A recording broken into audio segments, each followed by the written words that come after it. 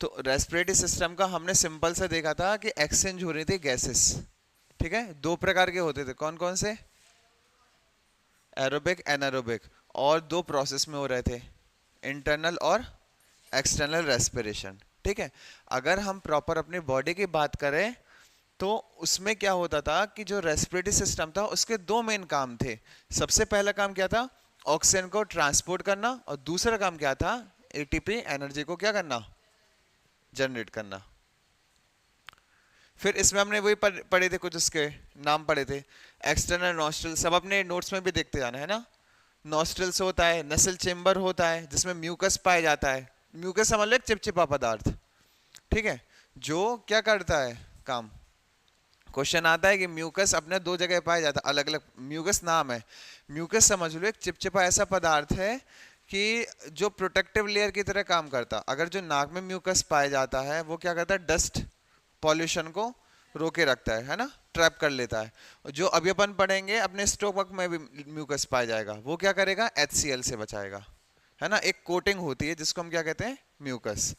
फिर पढ़ा था फायरनेक्स, नाम आता है। फायरनेक्स क्या होता है? एक कॉमन पैसेजवे होता है फूड और एयर के लिए। ये क्वेश्चन हमेशा आता है, ऑप्शन में 3 हमेशा देंगे, फायरनेक्स, लायरनेक्स और ट्रेकिया। तो फायरनेक्स याद रखना है ना। फायरनेक्स किसके लिए? फूड के लिए और एयर के लिए। फिर था एपिग्लॉटिस।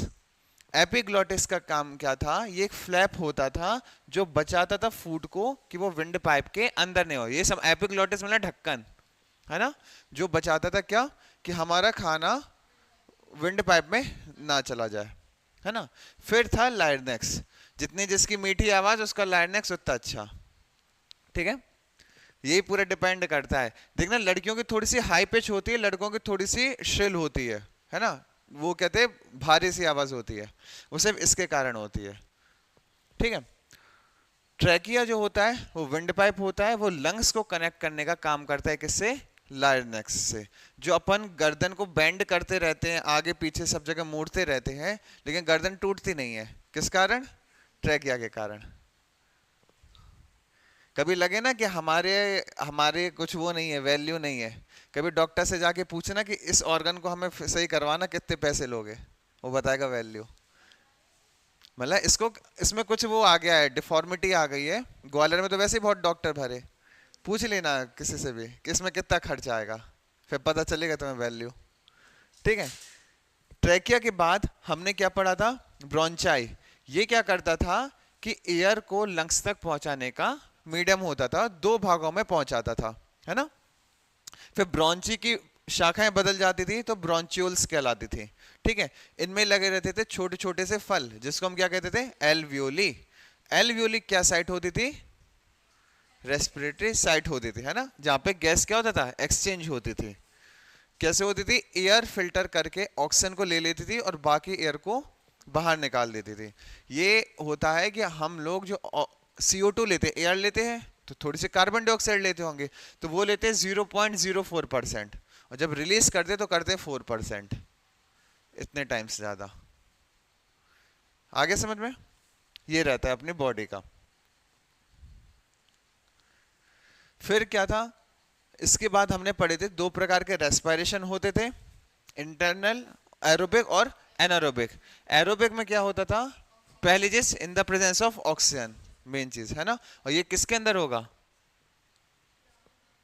एरोबिक रेस्पिरेशन कहाँ होता है ना, जो हायर लेवल के माइक्रो ऑर्गेनिज्म होंगे उनके अंतर्गत ये क्या होगा?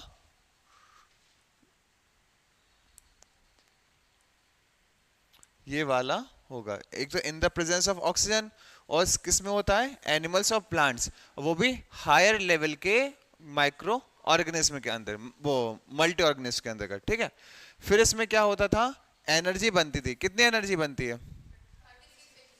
बहुत बढ़िया, चलो पढ़ा तो है, कुछ तो याद है, ठीक है। एनारोबिक में क्या होता था? अब्सेंस ऑफ ऑक्सीजन होता था, साथ ही साथ ये माइक्रो ऑर्गेनिज्म होते थे जो छोटे लेवल के होते हैं, ठीक है। और साथ ही साथ क्या होता है? मसल्स में होता था। कौन सा एसिड बनता था? बढ़िया। और ये सभी की बॉडी में बनता है, लैक्टिक एसिड। जब भी आपको क्रैम्प होना तो बस समझ लेना हमारी बॉडी में एसिड बन गया है। ठीक है। इसके बाद ये था, देखो अगर ये वाला जो होता था किसमें, माइक्रो ऑर्गेनिज्म में, तो ग्लूकोज किसमें ब्रेक डाउन होता था, अल्कोहल में। लेकिन अगर ये हमारी ह्यूमन मसल्स में होगा तो ये किसमें ब्रेक डाउन होगा, लैक्टिक एसिड में। तो क्वेश्चन ऐसा आता है कि जो एनारोबिक प्रक्रिया होती है अगर माइक्रो ऑर्गेनिज्म में होगी तो उसका बाय प्रोडक्ट क्या बनेगा, ठीक है। तो माइक्रो ऑर्गेनिज्म में क्या बनेगा, अल्कोहल, और ह्यूमंस में क्या बनेगा, लैक्टिक एसिड। इतनी बात क्लियर, ठीक है। फिर था आपका प्रोसेस। तो प्रोसेस को हमने दो भागों में बांट लिया था, सबसे पहले एयर को लेना है ना, दूसरा उसकी एनर्जी को यूज करना। तो एक्सटर्नल रेस्पिरेशन कहलाता है, जैसे अपन वेंटिलेशन होता है घर में, एयर को अंदर लेता है बाहर निकालता है, ये होता इसी प्रकार से होता है, जिसको हम ब्रीथिंग भी कहते हैं। इनहेलेशन और एक्सेलेशन, अंदर लेना बाहर ले छोड़ना, बाबा रामदेव याद रखना, ठीक है, सबसे बढ़िया। ऑक्सीजन को अंदर लेना, CO2 को मेनली बाहर छोड़ना। नाइट्रोजन की मात्रा हमेशा उतनी रहेगी, नाइट्रोजन हम अंदर लेते हैं, नाइट्रोजन बाहर छोड़ते हैं, ठीक है, उसमें कोई चेंज नहीं आता। फिर रहता है गैस एक्सचेंज। इसमें क्या होता है, लंग्स में क्या होता है, ऑक्सीजन कहां पे डिफ्यूज हो जाती है, आपके ब्लड के अंतर्गत, ठीक है। गिल्स जो होते हैं किसमें, मछलियों में, जो तुम्हारे यहाँ भी ये लगा मेला लगा है ना, वहां पे देखना मछलियां दिखेंगे एक्वेरियम, तो उनके गिल्स अच्छे से दिख रहे हैं उसमें, ठीक है। तो उसमें भी उनका क्या होगा कि ऑक्सीजन वहां से ब्लड में डिफ्यूज हो जाएगी।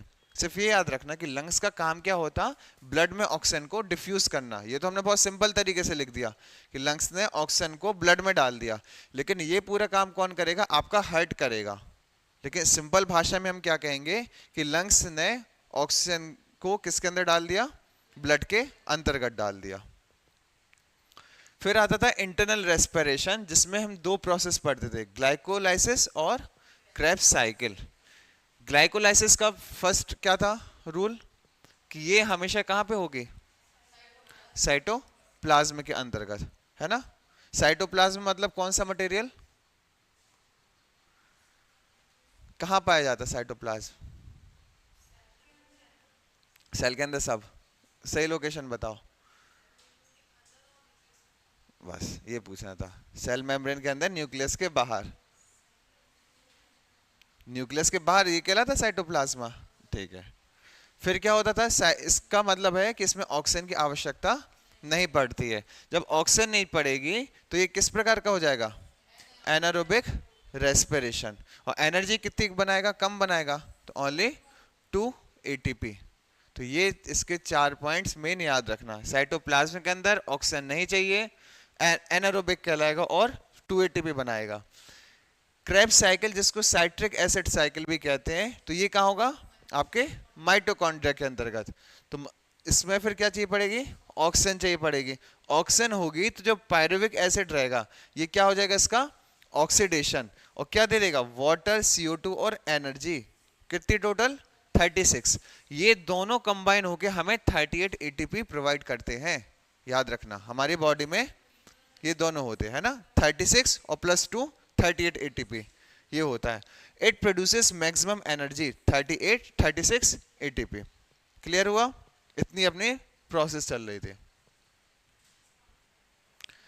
आज का है मेन सबसे अच्छा, स्केलेटल सिस्टम, जो जितना सुंदर दिखता है अंदर से ऐसे ही दिखता है, ठीक है।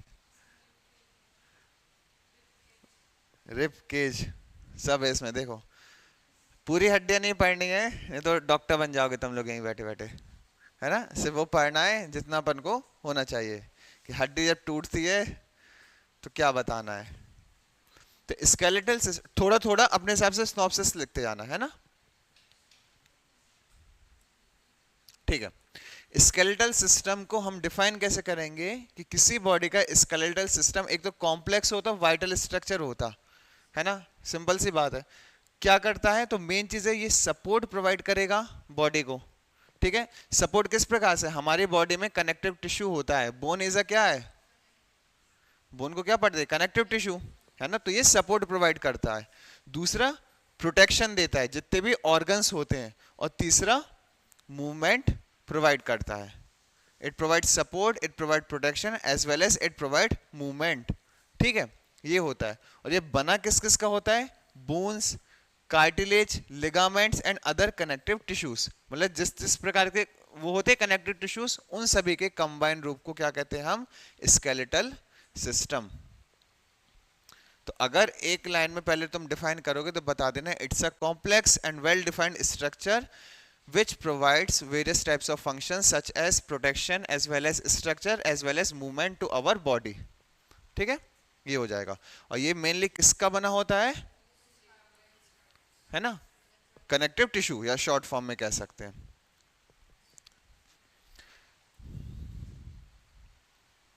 जिसका छूट जाए करे बोल दिया करो, है ना, लेकिन छोड़ा मत करो कि बाद में फिर वो वैसे ही रहे ब्लैंक। इतना क्लियर है? अब देखो हमारी बॉडी, अगर हम इसको बांटें, वैसे तो हड्डियों का ढांचा है, लेकिन इसको हम दो भागों में बांट सकते हैं। एक को कहते हैं, नाम पहले देखो, लिखना बाद में, पहले यहां पे देखो, एक्सियल सिस्टम, और दूसरा है अपेंडिकुलर स्केलेटन। पहला क्या लगा? एक्सियल, और दूसरा है अपेंडिकुलर। एक्सियल का मतलब ये समझ लो, जो हमारी बॉडी को एक्सेस या बेस प्रोवाइड करता है, सभी को कनेक्टिव प्रोवाइड करता है। आपकी पूरी बॉडी होती है, तो जो आपका ये स्कल होगा, ये वाला भाग स्कल हो गया पहला, ठीक है। फिर ये हो गई स्कल को जोड़ती है हाइड बोन, जो आपकी रीढ़ की हड्डी और स्कल को जोड़ती है, ये हो गई हाइड बोन, ये दूसरा, ठीक है। तीसरी आ गई ये पूरी की पूरी क्या? वर्टिब्रल कॉलम, मतलब जो आपकी रीढ़ की हड्डी होती है, बैकबोन होती है, ये आ गई, ये पूरी नीचे गई, जो तीन ये हो गया। और चौथा हो गया ये रिब्स, जो पसलियां होती है ना, टूट जाती है, यही है। चौथी हो गई रिबकेज। ये चारों मिलके आपका क्या बनाते हैं? Axial skeleton system. आगे समझ में? चार चीजें होंगी, क्या क्या होगी? सबसे पहले स्कल, स्कल के बाद हेड बोन, हेड बोन के बाद वर्टिब्रल कॉलम, जिसको रीढ़ की हड्डी कहते हैं, और चौथा क्या हो गया? रिब्स। अभी सिर्फ नाम सुन लो, सबके बारे में अपन पढ़ेंगे होता क्या, ठीक है। इसी प्रकार से जो पीछे का हिस्सा होता है, जो और रहता है, उसको हम क्या कहते हैं? अपेंडिकुलर स्केलेटन डायग्राम सिस्टम, ठीक है।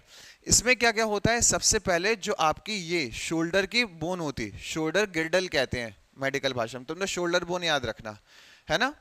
इसको कॉलर बोन भी कहा जाता है, ठीक है। शोल्डर गिर्डल हो गया पहली चीज, जो आपकी कंधों की हो गई। दूसरा हो जाएगा क्या? आर्म बोन, जो आपके जितने दोनों साइड के, लेफ्ट और राइट आर्म। तीसरा होता पेल्विक बोन, जो हमको बेस प्रोवाइड करती है। हमारी बॉडी का जितना वेट होता है, उस पे सबसे ज्यादा वजन किस बोन पे पड़ता है? तो इस बोन पे पड़ता है, पेल्विक बोन पर, ठीक है। तो ये हमारी बॉडी को क्या करती है? सपोर्ट प्रोवाइड करती है, पूरे क्या कहती है? पूरे वेट को मेंटेन करके रखती है, ठीक है। चौथा क्या हो गया? लेग्स, ठीक है। मतलब ये समझ लो, अपर लिम्स जो हाथ होते हैं उनको क्या कहा जाता है? अपर लिम्स, और नीचे को क्या कहा जाता है? Lower limbs. तीसरा हो जाएगा पेल्विक, ठीक है। और चौथा क्या हो जाएगा? Shoulder Gilder. ये भी हमने इसको चार भागों में बांट दिया। नहीं तो क्या हड्डियां पढ़ने को आओगे तो 206 होती हैं, है ना। तो अपन को 206 नहीं पढ़ना है, सिर्फ जनरल भाषा में कभी किसी को समझाना हो तो आप इस प्रकार से बताना। किस प्रकार से बताना? कि हमारी बॉडी में क्या होता है, हमारी बॉडी में जो बोन्स रहती हैं वो दो भागों में बटी रहती है। पहले को कहते हैं एक्सियल सिस्टम, दूसरा कहते हैं अपेंडिकुलर। क्लियर हो गया? अब तुम लोग को देखना, आज की बात हड्डियों के बारे में अच्छे नॉलेज हो जाएगा, इसकी गारंटी ले रहे। बस क्लिनिक मत खोल लेना, निपट जाएगा कोई, ठीक है। आगे इतना लिख लिया? लिख लो, अच्छा जिस जो लिखना हो। सिर्फ ये लिख लो कि इसको हम दो चीजों में डिवाइड करते हैं, appendicular as well as axial skeleton system। लिख लिया?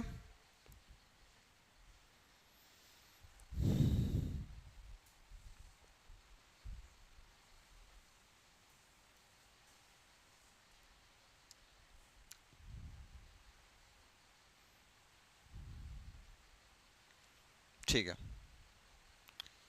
ये देखो कितना अच्छा लग रहा, कुछ ज्यादा ही अच्छा लग रहा है ना। इसमें क्या होता, अब देखो एक्सियल सिस्टम को किस प्रकार से डिफाइन करोगे? It forms the main axis of the body, जो बॉडी की मेन, जैसे कहते हैं ना अर्थ एक धुरी पे घूमती है पृथ्वी अपनी, है ना। इसी प्रकार से एक्सियल सिस्टम क्या होता है? ये मेन एक्सिस होता है आपकी बॉडी का। इट कंसिस्ट टोटल 80 बोन्स, है ना। टोटल 206 हड्डियां होती है, 80 इसमें है, तो अपेंडिकुलर में कितनी बची? घटाओ। हमने कहा अपनी बॉडी में 206 हड्डी होती हैं, 80 इसने ले ली, एक्सियल ने 126, ठीक है। तो ऐसे अपन वो डिफरेंशिएट कर सकते कि ये एक्सियल सिस्टम होता टोटल कितनी बोन्स को रखता है? 80 बोन्स को रखता है, ठीक है। अब इसके अंतर्गत हमने तीन मेन चीजें ले ली, हाइट को इसी में काउंट कर लिया, स्कल, वर्टिब्रल कॉलम और बोन्स ऑफ चेस्ट, ठीक है। ये हो गया। सबसे पहले देखो स्कल, सबसे मेन चीज है ना, कंसिस्ट ऑफ 29 बोन्स। जब अपने 29 राज्य थे तो हमें अच्छे से याद था, 29 राज्य मतलब 29 दिमाग, ठीक है। तो ऐसा अब तो 28 है, याद रखना है, लेकिन अपने जो स्कल खोपड़ी के लिए होती है, सोचो कितने उसमें बनी होती है? 29। पुलिस वालों को ऐसे लिखना चाहिए कि अपने जो खोपड़ी होती है 29 बोन्स की बनी होती है, 29 बोन, इसलिए हेलमेट पहना करो, एक भी टूटी दिक्कत हो जाएगी, तो लोग ज्यादा कंसर्न होंगे। अपन मोबाइल में स्क्रीन गार्ड क्यों डलवाते? स्क्रैच पड़ जाता है, इसी प्रकार से ये तो कुछ ज्यादा ही इंपॉर्टेंट है। फिर 8 bones jointly protect the brain called cranium. हम लोगों ने क्रेनियम के बारे में पढ़ा था, एक बोनी केज होता था जिसके अंदर ब्रेन रखा रहता था, कहते थे उसके ऊपर जो लेयर चढ़ी रहती थी उसको क्या कहते थे? मेनिंगिस कहते थे। तो जो एक पिंजरा रहता था जिसके अंदर ब्रेन सेफ रहता था उसको कहते थे क्रेनियम। वो कितनी हड्डियों का बना होता है? टोटल 8। तो ये क्वेश्चन आता है कि क्रेनियम होता है वो किस चीज के लिए होता है? तो पहली बात ब्रेन के लिए होता है, और कितनी बोन से मिलके बनता है? तो टोटल 8। दो चीजें हो गई, आपका टोटल स्केल हो गया 29, ब्रेन अकेले की कितनी हो गई? 8। 29 को काउंट करना, 8 ही हो गई। 14 बोन्स से मिलके बनता है आपका फेस। जो इतने हाव भाव दिखा पाते अपन लोग फेस में, गुस्सा हो गए, खुश हो गए, उदास हो गए, सब कुछ इनके कारण होता है, ठीक है। तो 14 बोन्स किससे मिलके बनती है? फेस बनाता है। ये ऑब्जेक्टिव्स में आते हैं क्वेश्चन, जो अधिकतर पूछे जाते हैं सिर्फ वही वाली बोन्स के लिखे हैं, ठीक है। 14 बोन्स से फेस हो गया। फिर 6 बोन्स होती है ईयर की, 3 3 इस प्रकार से, है ना, एक साइड में 6 नहीं, 3 और 3, ठीक है, छोटी छोटी सी बोन्स होती हैं। और लास्ट में होती है व्हाइट बोन, जिसको कहते हैं थ्रॉट, जो आपके गले की हड्डी होती है ना, वही गले की हड्डी, वैसे ही वाली, तो ये कहलाती है थ्रॉट बोन। अब गिनो कितने हो गए? 8, पहले 14 + 6 20, 20 + 8 28, और 1 29, इस प्रकार से होती है, ठीक है। तो एक स्केल में क्या क्या आएगा? आपका फेस आएगा, सबसे पहले तो क्रेनियम आएगा, ब्रेन का आ गया, ब्रेन के बाद फेस, फेस के बाद ईयर, ईयर के बाद थ्रॉट। क्लियर हुआ कि आपकी जो ये है खोपड़ी या स्कल कितने भागों से मिलके बनी होती है? दांत को नहीं गिनना इसमें, 32 वो भी बचे सर, है ना।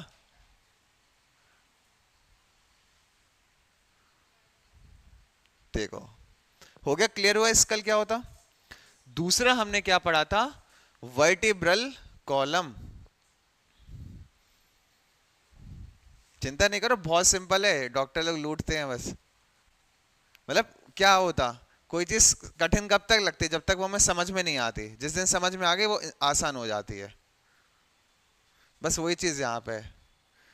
आज तुम लोग को हड्डियां तो अच्छे से पढ़ा देंगे। इसको क्या कहते हैं डॉक्टर, डॉक्टरी में हड्डियों के डॉक्टर को? ऑस्टियो मतलब होता है हड्डी, ऑस्टियोलॉजिस्ट, हाँ, ठीक है। दूसरा हो गया वर्टिब्रल कॉलम, या फिर आपकी बैकबोन, रीढ़ की हड्डी। तो सिर्फ जो बेसिक चीज है वो फंडामेंटल्स थिंग्स याद रखना। पहली बात, जो ये होती है 33 वर्टिब्रे के बनी होती, जो ये निकली रहती है ना, इनको कहते हैं वर्टिब्रे। कभी छूना अपनी पीठ में, तो जो ऐसे नुकीले नुकीले से निकले रहते हैं, वो टोटल कितने होते हैं? 33 वर्टिब्रे की बनी होती है। कैसी रहती है position? Perpendicular to the head, आपके सिर से लेके वो क्या रहती है? हमेशा परपेंडिकुलर या लंबवत वो रहती है, 90 डिग्री में रहती है। Found in the back of human like a thick rod. अब वो कैसी रहती है? एक रॉड की तरह रहती है अपनी, जो रीढ़ की हड्डी रहती है, पहली चीज बता दी 33 वर्टिब्रे की बनी होती है, कहां पे लोकेशन, हेड के परपेंडिकुलर और हमारी बॉडी के पीछे पाई जाती है, ठीक है, बैक ऑफ द ह्यूमंस। और किस प्रकार की रहती है, लाइक अ थिक रॉड। ये तीन चीजें याद रखना। हो गया। तीसरा है all vertebrae joint by intervertebral disc. अब देखो जो ये वर्टिब्रे होती हैं इनको ज्वाइन करने के लिए कुछ चीज तो चाहिए, मटेरियल, तो इनको कुछ छल्ले ज्वाइन किए रहते हैं। जब किसी की हड्डी टूटती है ना, कभी देखना यूट्यूब पर, तो ऐसे ऐसे डिस्क रहती है अपनी बॉडी में जिसपे ये वर्टिब्रे फिक्स रहते हैं, ऐसे ऐसे, जैसे ये डिस्क हो गए, इस पे वर्टिब्रे फिक्स रहते हैं। तो ये क्या रहते हैं, ये सभी किस पे फिक्स रहते हैं, इनवर्टिब्रल डिस्क्स पर। बट डिस्क याद रखना, कुछ याद नहीं रखना, डिस्क में ये सभी फिक्स रहते हैं। अगला चीज क्या है, अगली चीज कि फर्स्ट वर्टिब्रा जो सबसे ऊपर रहता है, अब देखो हमने इसलिए इसमें अलग से दिखा है, अपनी खोपड़ी है, स्केल हो गया, स्केल को जो सबसे पहली हड्डी जोड़ रही है जिस वर्टिब्रा, उसको क्या कहते हैं, एटलस। ज्योग्राफी में तुम लोग पढ़ोगे एटलस माउंटेन, ठीक है, तो एक एटलस इसमें भी होता है, ठीक है, जो आपकी सबसे पहली वर्टिब्रे कहलाएगी उसको हम क्या कहते हैं, एटलस। इसका काम क्या होता है, ये स्कल को होल्ड करके रखती है। मूवी में देखते हैं कि ऐसे पकड़ गर्दन ऐसे कर दी, तो जो टूटती है ना वो एटलस रहती है। स्पाइनल कॉर्ड तो बच भी जाती है, लेकिन ये सबसे पहले टूट जाती है, स्कल, है ना, इसलिए किसी को ऐसे पकड़ने मत देना। आगे क्लियर हुआ। पहली चीज वर्टिब्रे कितने होते हैं, 33, ठीक है। ये ज्वाइंट किससे रहते हैं, इनवर्टिब्रल डिस्क से। पहला वर्टिब्रल को क्या कहते हैं हम, एटलस। बस ये तीन चीजें याद रखना। क्लियर हो गया। अब ये प्रोवाइड क्या करता है, हमने वर्टिब्रे तो कह लिया कि होता हमारी बॉडी में, प्रोवाइड क्या क्या करता, इट होल्ड्स द नेक, नेक को, गर्दन को एक तो होल्ड करके रखता है पूरी अपनी, provides protection to the spinal cord, flexibility to the neck and the body. आप अपनी गर्दन जितनी मोड़ पाते हो वो इसी के कारण होता है। जैसे कि कुछ जानवर होते हैं, जैसे जानवर क्या, पक्षी, पक्षियों की खासियत होती है वो अपनी गर्दन 360 180 डिग्री पूरी मोड़ लेते, ऐसे देख रहे हो पीछे तक का देख लेंगे। किसी की आंखें होती है वो पीछे तक देख पाती हैं। तुम लोगों ने नाम सुना होगा ड्रैगन फ्लाई। ड्रैगन फ्लाई की आंख में कम से कम बोलते 1000 लेंस पाए जाते हैं छोटे छोटे, तो खड़े खड़े पीछे का देख लेता है। इसी प्रकार से जो पक्षी होते हैं उनकी गर्दन पूरी मुड़ जाती है, तो उनके में एटलस ज्यादा फ्लेक्सिबल होता है। इस कारण जो आजकल के एआई रोबोट बन रहे हैं ना, उनमें ऐसे ही बनाया जा रहा है कि पूरे घूम जाए। रोबोट मूवी देखना, है ना, पीछे मुड़ जाता है, तो यही रहता है। क्लियर होता कि इसका काम क्या क्या होगा, स्पाइनल कॉर्ड को प्रोटेक्शन देना, फ्लेक्सिबिलिटी देना, किसको, नेक और बॉडी को, इतनी चीज होती है। पोजीशन पता चल गई, नेक स्कल को होल्ड करने वाला। होते टोटल कितने हैं, 33। अगर इसको जो कहते हैं ना कि सर्वाइकल की दिक्कत होती है किसी किसी को, या फिर सर्वाइकल कैंसर सुना होगा नाम, तो सर्वाइकल एरिया क्या कहलाता, जो अपर पार्ट होता है इसका वर्टिब्रे का, इसमें टोटल 7 होती है, जो 7 शुरू की वर्टिब्रे होते हैं उनको सर्वाइकल कहा जाता है। तो बस नाम याद रखना, ये वाली क्या होंगी सबसे शुरू की, सर्वाइकल। वो संख्या याद नहीं रखना, सिर्फ नाम याद रखना, क्योंकि जो हमारी वर्टिब्रे होती है वो कुछ पार्ट्स में डिवाइड रहती हैं। सबसे पहले वो क्या कहते हैं, सर्वाइकल, है ना, ठीक है। दूसरे को क्या कहते हैं, थोरिक, ठीक है। तीसरे को कहते हैं लंबर, और चौथे को कहते हैं सैक्रम और कॉक्सी। तो बस तो शुरू के 2 या 3 याद रखो जो सबसे ज्यादा पूछे जाते हैं। सर्वाइकल कहाँ की होती है, वर्टिब्रे जो सबसे अपर पार्ट की होती है उसको हम क्या कहते हैं, सर्वाइकल, और मिडिल पार्ट को थोरिक। सिर्फ 2 याद रखो इसके, है ना, ये दोनों बस पूछे जाते हैं, सर्वाइकल और थोरिक, अपर और मिडिल।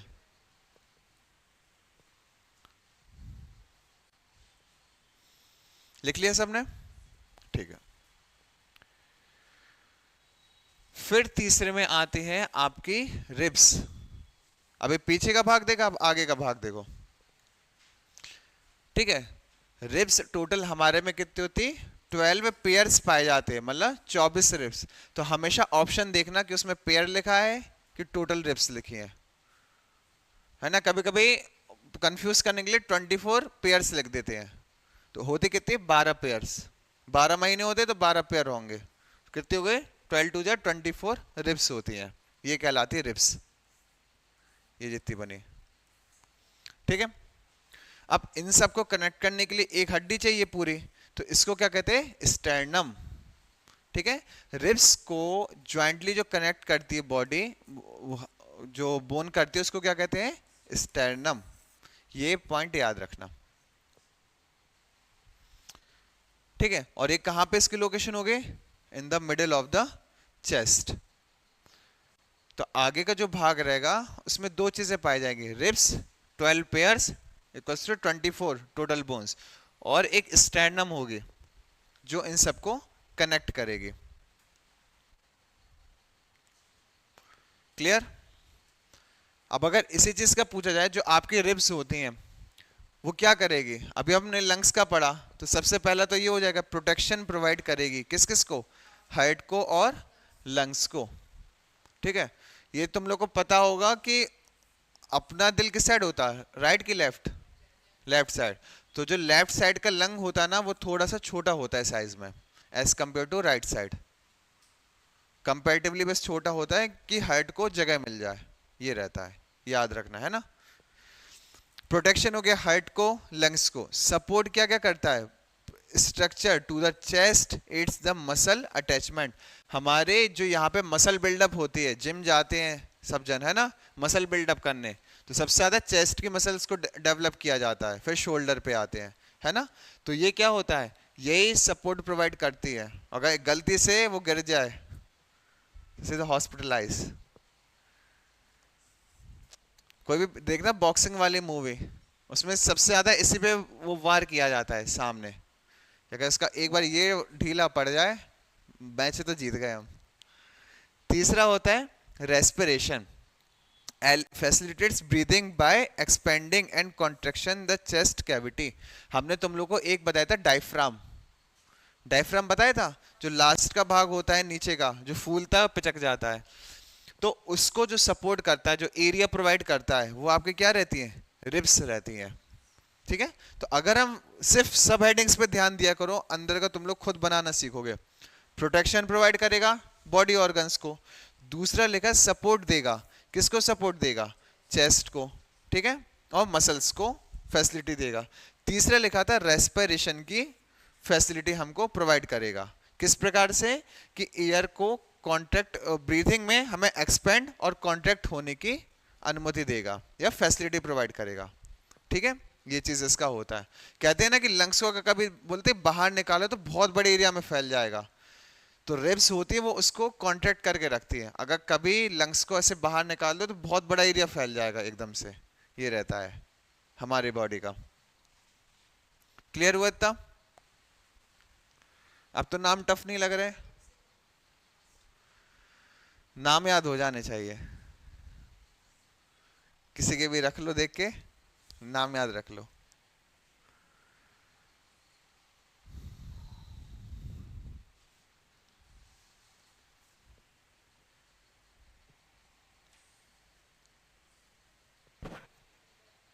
और स्टेर्नम के बिल्कुल पीछे कौन सी होती है, आपकी वर्टिब्रल कॉलम।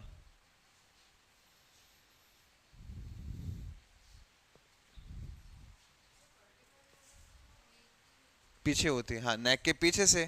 तो जो पीछे से गई है और ये आगे जो हिस्सा होता, आगे आपका रिब्स वाला हिस्सा हो गया, जो पीछे से ये गई ना हड्डी, इसको कहते हैं रिब्स। आपकी कितनी है, वो स्टेर्नम कितनी होती है आपकी, जो ये वाला एरिया दिख रहा, देखो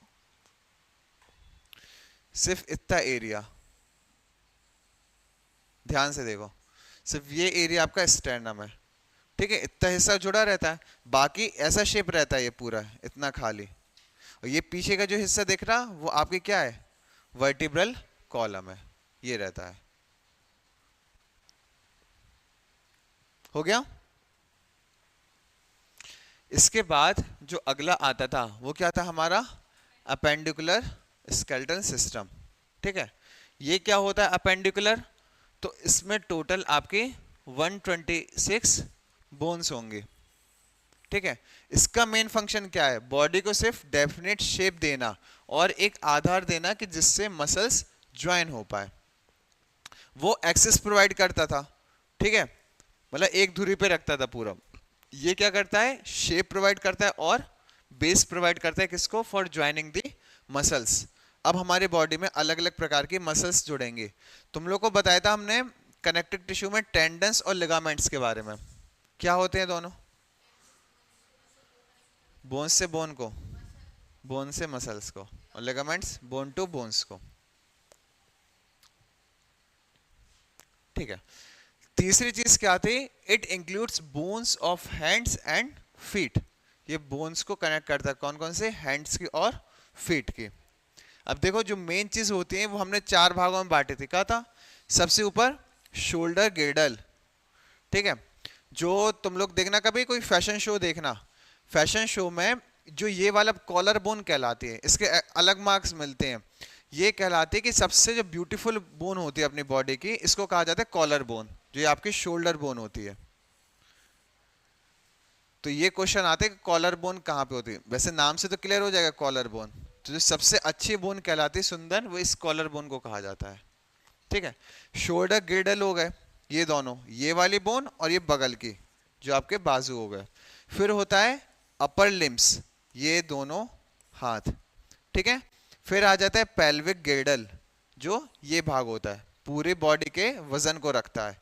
और लास्ट हो गया लोअर लिम्स, ये वाले दोनों भाग। समझ में आया? चार होंगे, क्या क्या? Shoulder Gilder, upper limbs, pelvic गिर्डल और लोअर लिम्स। ये नाम लिख लो चारों। लिख लिया?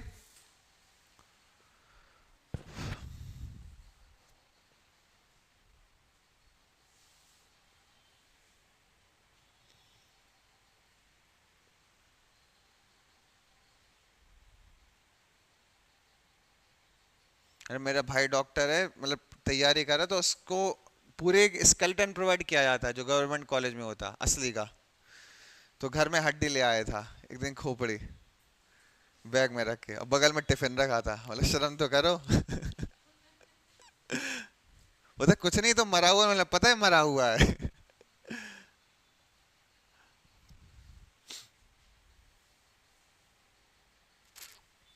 मतलब हम ये कहते थे कि घर में काला जादू सीख रहा है, पढ़ाई नहीं कर रहा है। ठीक है, हो गया। इसमें फिर आया था कि जो सबसे पहले होती है, जिसको अपन शोल्डर गिर्डल कहते हैं या पेक्टोरल गिर्डल, नाम नहीं याद करो, सिर्फ शोल्डर गिर्डल याद रखना है ना। इसमें जो रहती है मेन बोन्स होती बहुत सारी हैं, ये रहती है। वैसे अगर देखा जाए कहीं भी जाना फिजियोथेरेपी के ऑफिस में, यही वाला चार्ट मिलेगा, हर जगह यही चलता है, ठीक है। हमने भी यही लगा लिया। क्लेविकल्स जिसको कहते हैं कॉलर बोन, कहते हैं सबसे सुंदर बोन यही होती है क्लेविकल, ये वाली। Connects the arm to the body, arms को कनेक्ट करती है पूरी बॉडी से, यहीं से अटैच होती है। स्टेबलाइज्ड शोल्डर मूवमेंट, जो आप शोल्डर का मूवमेंट करते हो ना, इसी के कारण कर पाते हो, ठीक है। एक किसी के सामने है बिल्कुल एटीट्यूड में, तो वही होता है, यही हिलते हैं सबसे ज्यादा, कॉलर बोन या क्लेविकल्स। मेन पर्पस क्या हो गया इसका? आर्म्स को बॉडी से कनेक्ट करना, ठीक है। फिर दूसरी होती है शोल्डर ब्लेड्स या स्कैप्यूल। ये क्या होती है? Provides attachment of for muscles enabling arm movement. जो मसल्स आपकी अटैच होंगी बोन्स से, उसको क्या कहते हैं? स्कैप्यूल्स। सिर्फ नाम याद रखना दो के, होती बहुत सारी इसमें हड्डियां हैं, ठीक है। सिर्फ दो कौन कौन से याद रखना? क्लेविकल्स और स्कैप्यूल। पहले का काम क्या हो गया? आर्म को जोड़ के रखना किससे? बॉडी से, ठीक है, और शोल्डर का मूवमेंट करवाना। दूसरे का काम क्या रहता? Attachment for the muscles, muscles को बोन्स से अटैच करने का ये काम करती है। जो ये वाला आपका भाग रहेगा ना, ये कहलाएगा क्या? स्कैप्यूल। होते दोनों साथ ही साथ हैं, सिर्फ माइनर मेजर का डिफरेंस रहता है, एक ऊपर रहेगी तो एक नीचे रहेगी, ये रहता है, ठीक है।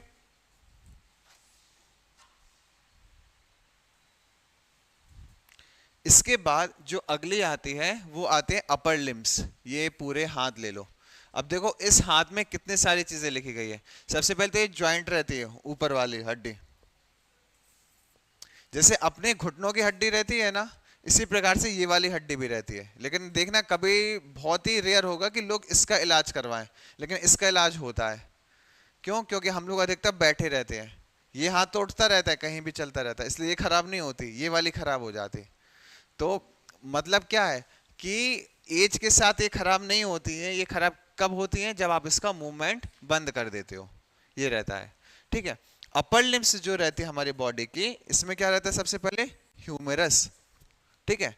ह्यूमरस जो बॉडी रहती है, ये अपर आर्म होती है बोन की, connecting the shoulder to the elbow. Elbow तक की जो ये बॉडी होती है, इसको हम क्या कहते हैं? ह्यूमरस। ये वाली हड्डी क्या कहलाएगी? ह्यूमरस। ठीक है।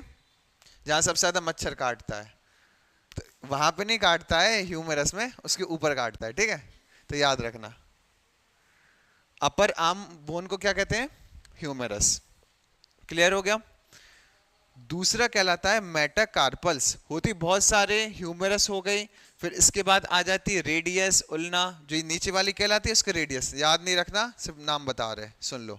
ये कहलाती है रेडियस और ये कहलाती है उल्ना। जिसके कारण आप अपनी रिस्ट मोड़ पाते हो ना, ये किस कारण होती है? इसके कारण, उल्ना के कारण, है ना।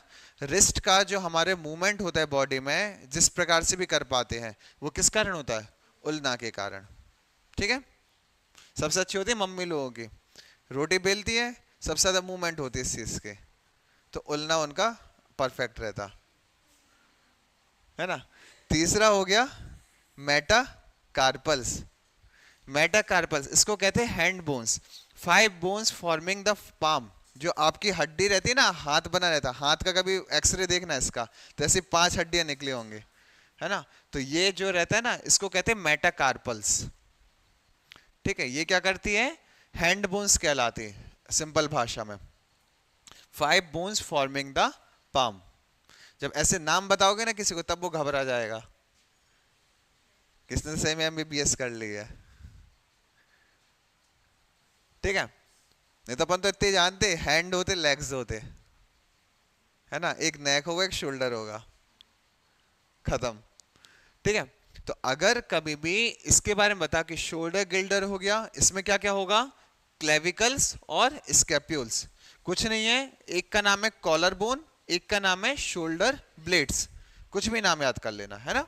इसी प्रकार से जो अपर लिम्स होती हैं, उसमें क्या क्या पाया जाता है? सबसे पहले ह्यूमरस, नाम याद रख लो, ये हो गया ह्यूमरस। और जो नीचे वाला हो गया, इसको क्या कहते हैं? रेडियस। रेडियस भी नाम सुना होगा सबने, सर्कल पढ़ा होगा, रेडियस डायमीटर, बस, तो याद रखना। तो नाम याद रखना, हमने इसलिए सिर्फ 2 लिखे थे यहाँ पे।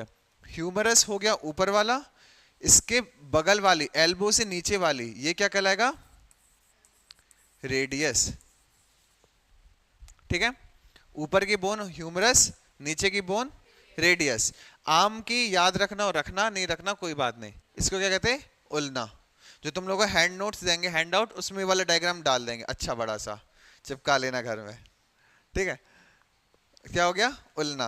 और लास्ट में होते हैं मेटाकार्पल्स, जो ये आपकी हाथ की बोन्स रहती हैं, ये क्या कहलाती है? मेटाकार्पल्स। सिर्फ ये पाम वाली कह रहे, ये उंगलियों वाली अलग कहलाती है, उनको छोड़ो। जो पाम की रहती है इसको क्या कहते हैं? मेटाकार्पल्स। क्लियर हुआ? लिख लिया सबने जो लिखना था? इसके बाद अगली जो हमारी आती है वो आती है पेल्विक गिर्डल, जो ये बेस का काम करती है। ठीक है। लखनऊ घर आना जाना, बोला आप लोग यहाँ अपनी तशरीफ रखिए, ये कहते हैं। तो ये कहलाती क्या? पेल्विक गिर्डल, हिप बोन जो होती है। ठीक है। इसका काम क्या होता है? Connects the spine to the lower limbs. ये स्पाइन जो आप कहते हैं, स्पाइनल कॉर्ड, उसको किससे कनेक्ट करती है? लोअर लिम्स से। लोअर लिम्स मतलब जो आपके पैर होते हैं। ठीक है। इसका काम क्या होता है? पेल्विक गिर्डल का हिप गिर्डल को ये कनेक्ट करती स्पाइन को आपके लोअर लिम्स से। सपोर्ट बॉडी वेट हमने कहा सबसे मेन काम support body weight and protects pelvic organs. जो आपके पेल्विक ऑर्गन्स होते हैं उनको क्या करती है, एक तो प्रोटेक्ट करती है और सबसे मेन क्या करती है, बॉडी वेट को मेंटेन करके रखती है, सपोर्ट करके रहती है। अगर इसमें दिक्कत हो जाए, किसी किसी को स्लिप डिस्क की दिक्कत होती है, अगर कभी सुना हो, स्लिप डिस्क हो जाती है, वो बैठ नहीं सकता इंसान, वो जैसे ही बैठेगा बहुत तेज दर्द उठेगा कि किसी ने बहुत तेज मार दिया हो ऐसा, तो वो हमेशा खड़ा है, तो खड़ा रहेगा तो पैर दुखेंगे, तो सीधे लेटता ही है वो, मतलब आराम करने के लिए। ये होती है, नहीं सच में बहुत ही ज्यादा आजकल ये दिक्कत हो रही है। वो किस कारण, आपकी जो पेल्विक गिrdle है इसमें दिक्कत आ जाती है। तो एक्सरसाइज करना है ना, इतना तुम लोगों को कर रहे मोटिवेट, शुरू कर देना एक्सरसाइज। तो ये बस इतना याद रखना, पेल्विक गिrdle का काम क्या रहता है, स्पाइन को लोअर लिम्स से कनेक्ट करना पहला, दूसरा रहता है बॉडी के वेट को सपोर्ट करना, और तीसरा क्या होता है, पेल्विक ऑर्गन्स को प्रोटेक्शन प्रोवाइड करना। ठीक है, क्लियर हुआ। लास्ट में आता है लोअर लिम्स। ठीक है, पैर ले लो। पैर में जो सबसे, ये तो बचपन से पढ़ के आ रही है, सबसे मजबूत हड्डी जांग की हड्डी होती है ना, थाई बोन, फीमर, जिसको क्या कहते हैं, फीमर बोन, है ना। तो नाम याद रखना, थाई बोन को क्या कहते हैं, femur bone. The longest and strongest bone, हमारी बॉडी की सबसे लॉन्गेस्ट और स्ट्रॉन्गेस्ट बोन। कभी बैक बोन को नहीं कहते ना सबसे लंबी हड्डी, बैकबोन 33 उससे मिलके बनी होती है ना, और ये एकमात्र ऐसी बोन है सबसे लंबी, फीमर, है ना। ना ह्यूमरस को गिन लेना, है ना, किसी का हाथ लंबा है तो कैसे कह के, मतलब हमें कह दो कि हाथ लंबा है सर आपका, ठीक है। तो ये कहलाएगा फीमर होती है सबसे स्ट्रॉन्गेस्ट और longest bone. Connecting the hip to the knee, ये क्या करती है, हिप को कनेक्ट करती है किससे, नी तक। ठीक है, ये एल्बो कहलाती है, ये नी कहलाती है, उल्टा नहीं कह देना, ये एल्बो ये नी, घुटना और ये एडी, है ना। एडी चोटी का जोर कहते ना, एडी चोटी होगा छोड़ो, एडी तो अब पैर की होती है, इसको क्या कहते हैं हिंदी में, कोहनी, हो गए सॉरी, एडी तो ये कहलाती है, हमसे भी गलती होती है ठीक है, फीमर हो गया, समझ में आ गया। दूसरा होता पटेला, नाम ही इसका ऐसा है ना, हमने नहीं रखा। नी कैप जो होती है, जो ये वाली होती है, ठीक है, protects the knee joint. Time के साथ अगर इसको यूज नहीं करोगे तो पटेला घिस जाता है पूरा इनके बीच में। जो जैसे अपनी गाड़ी में अपन लुब्रिकेंट डलवाते हैं, क्यों डलवाते हैं, कि फ्रिक्शन कम से कम हो, है ना, घर्षण नहीं हो, वो रहे। जो पटेला रहता है इनके पास भी एक प्रकार का लुब्रिकेंट पाया जाता है, ये तब तक बनता रहता है जब तक आप इसका मूवमेंट करवाते रहते हो। अगर आपने मूवमेंट करवाना बंद कर दिया तो पटेला अकेले पड़ जाता है, ठीक है। तो क्या होता है, प्रोटेक्ट नहीं कर पाता नी जॉइंट को, ये रहता है लुब्रिकेंट, एक समझ लो, है ना, एक प्रकार का कनेक्टिव टिश्यू। लुब्रिकेंट नहीं लिखना, एक प्रकार का कनेक्टिव टिश्यू होता है जो इसको स्मूथन करके रखता है कि आप आसानी से पैर मोड़ पाते हो, खड़े हो पाते हो। सुबह से उठ के बैंड होना तो आवाज आएगी कट्ट की थोड़ी सी, तो वो इस कारण आता है कि पटेला में डिस्टर्बेंस शुरू हो गया है, अभी सिर्फ आवाज आ रही है, बाद में बजेगा अच्छे से, ठीक है। इसको क्या कहते हैं, नी को कहते हैं हिंग ज्वाइंट। कभी पूछा जाए कि हिंग ज्वाइंट कहाँ पाया जाता है, तो वो पाया जाता है आपके नी में। क्लियर। ये वाली हो गई थाई बोन जिसको फीमर कहते हैं। जैसे अपन ने पढ़ा था ना, ये कहलाती थी ह्यूमरस, ह्यूमरस के नीचे ये रेडियस, इसी प्रकार से ये कहलाती है फीमर, फीमर के नीचे ये कहलाती है टिबिया। कितने अच्छे अच्छे नाम रखे, अपने हिंदी में अलग मतलब होता है टिबिया।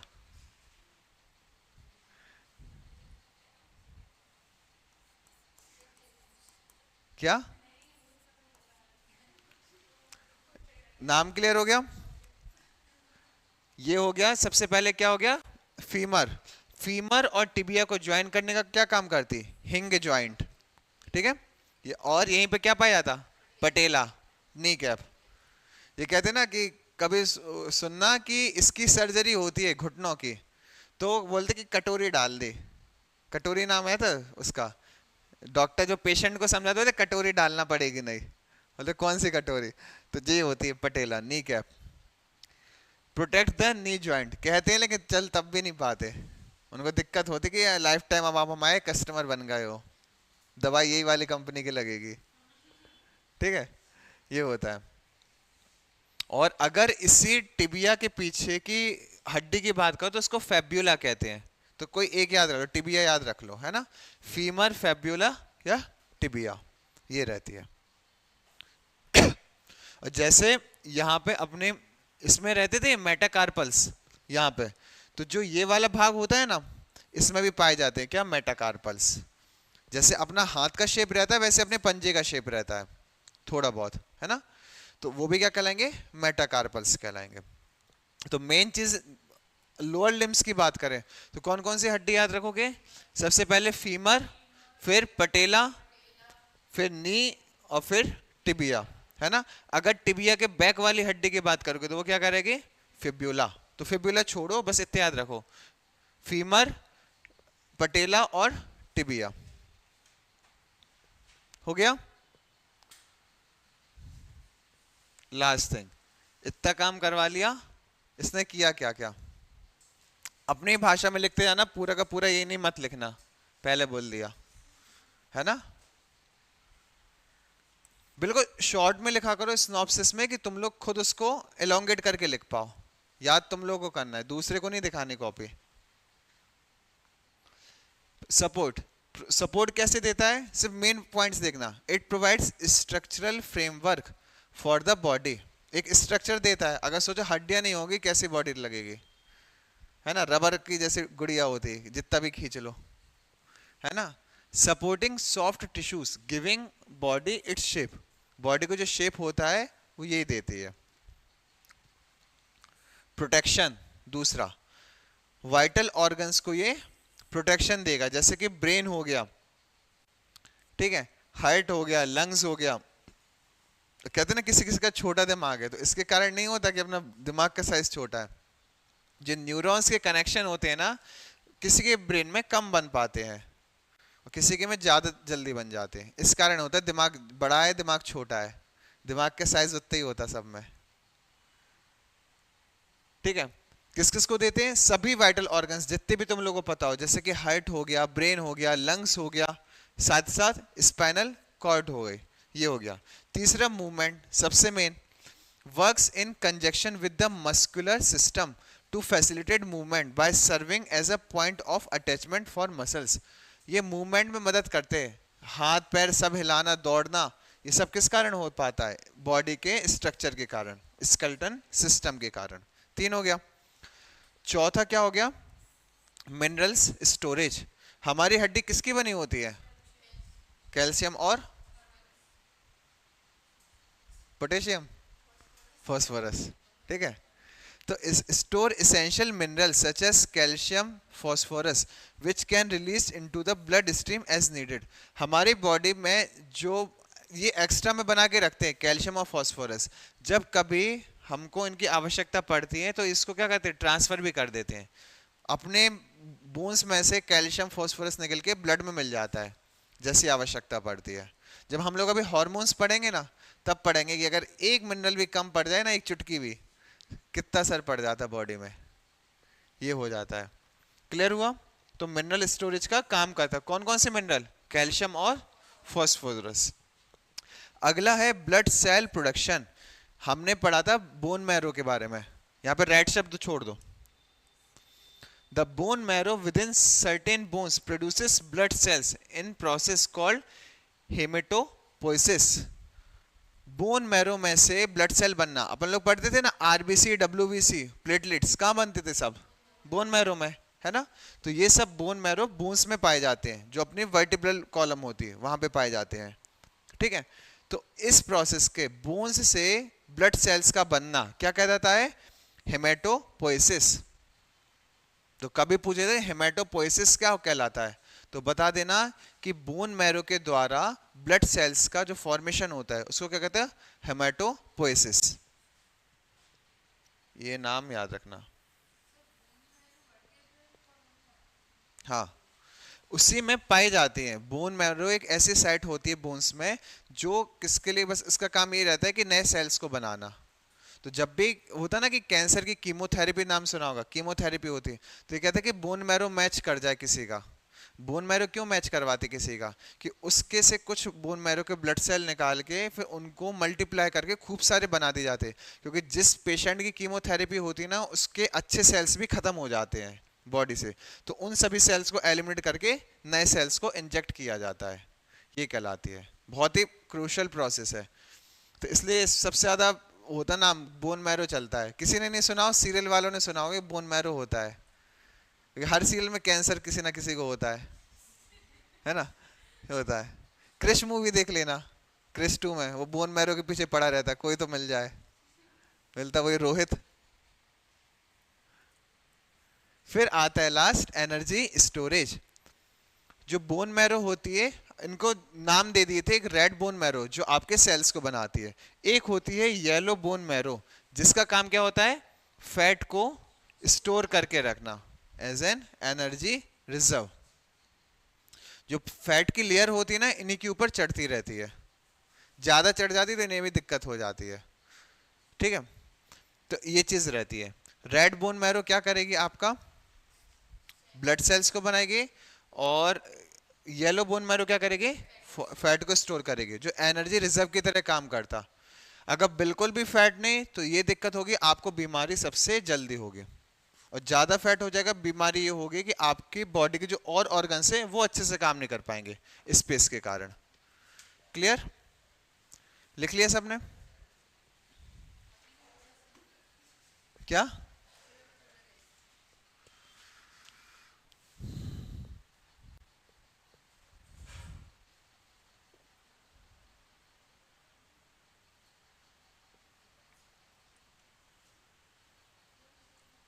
अच्छा था नहीं वाला टॉपिक? ठीक है।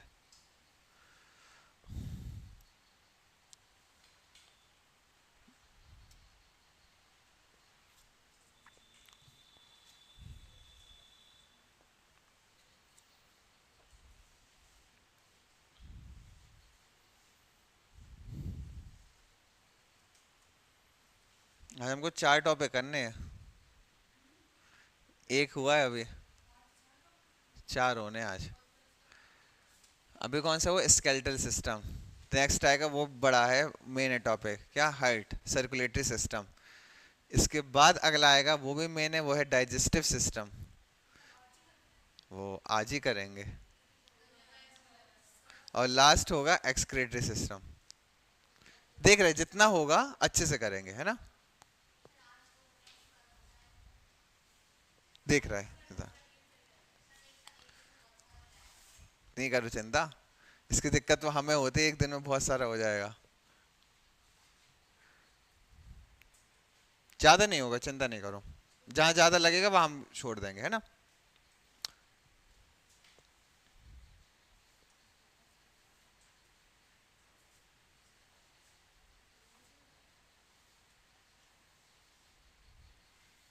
देखो जल्दी से, नाम अच्छे अच्छे पढ़े थे पहली बार, कितने याद रहे तुम लोग को, है ना।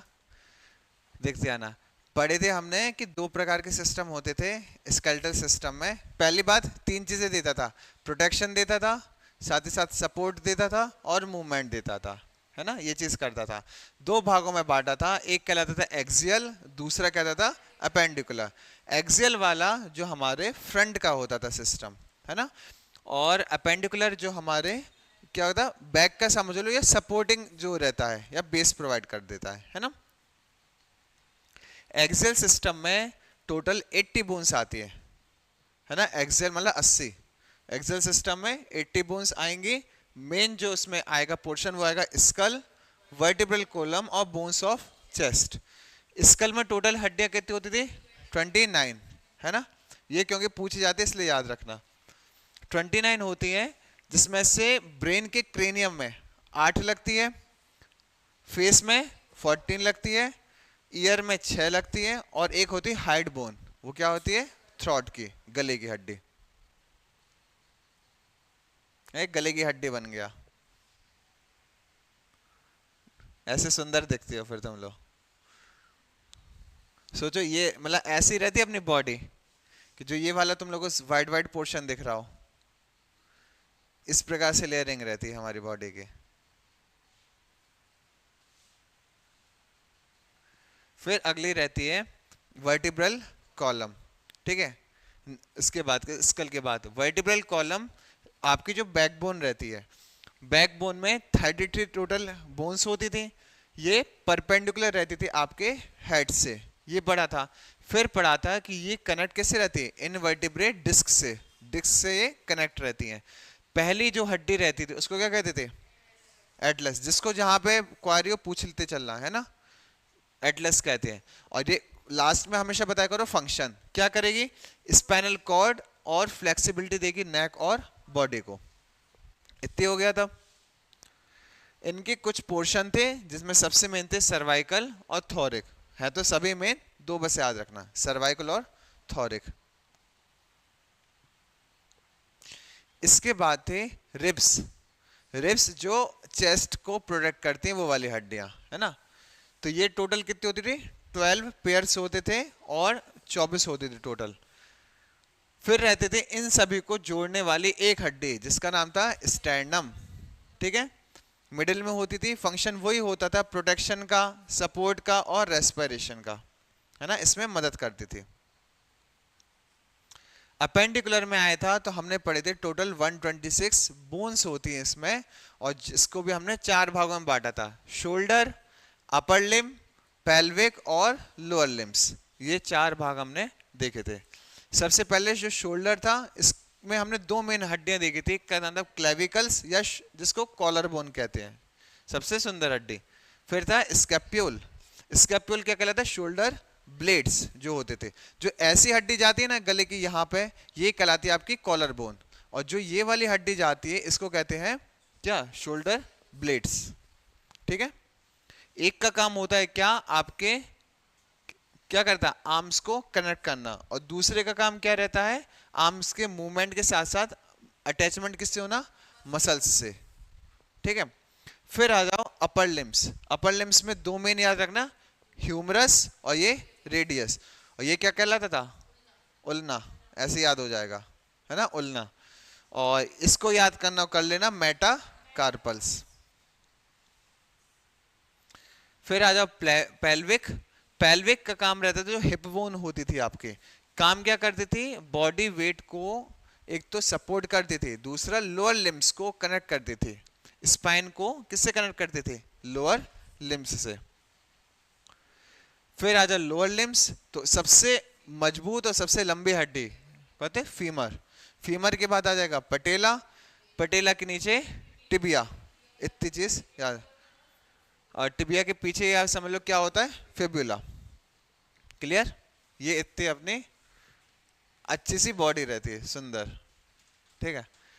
सपोर्ट करेगी, सभी किस प्रकार से सपोर्ट करेगी, हमारे स्ट्रक्चर देगी, शेप देगी बॉडी को, शेप दे दिया, फिर क्या करेंगे हम, प्रोटेक्शन करवाएंगे अपने सभी ऑर्गन्स का, प्रोटेक्शन करवा लिया, अब क्या करेंगे हम, मूव कराएंगे तो मूवमेंट करवाएगी। चौथा मिनरल स्टोरेज, कुछ मिनरल्स को स्टोर करके रखेगी। अगला था blood cell production. Blood cells कहाँ बनते थे, बोन मैरो में, रेड बोन मैरो और येलो बोन मैरो, ठीक है। लास्ट हो गया एनर्जी स्टोरेज, तो येलो बोन मैरो जो होता था वो फैट को अपने अंदर स्टोर करके रखता था। इतनी पूरी कहानी थी, हो गया।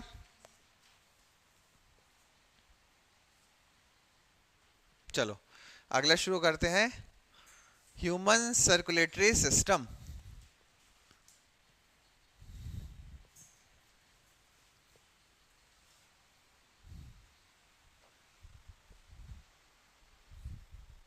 ये समझ लो, ये सबसे ज्यादा हमें सबसे ज्यादा इसका टफ टॉपिक लगता है ये समझाने में,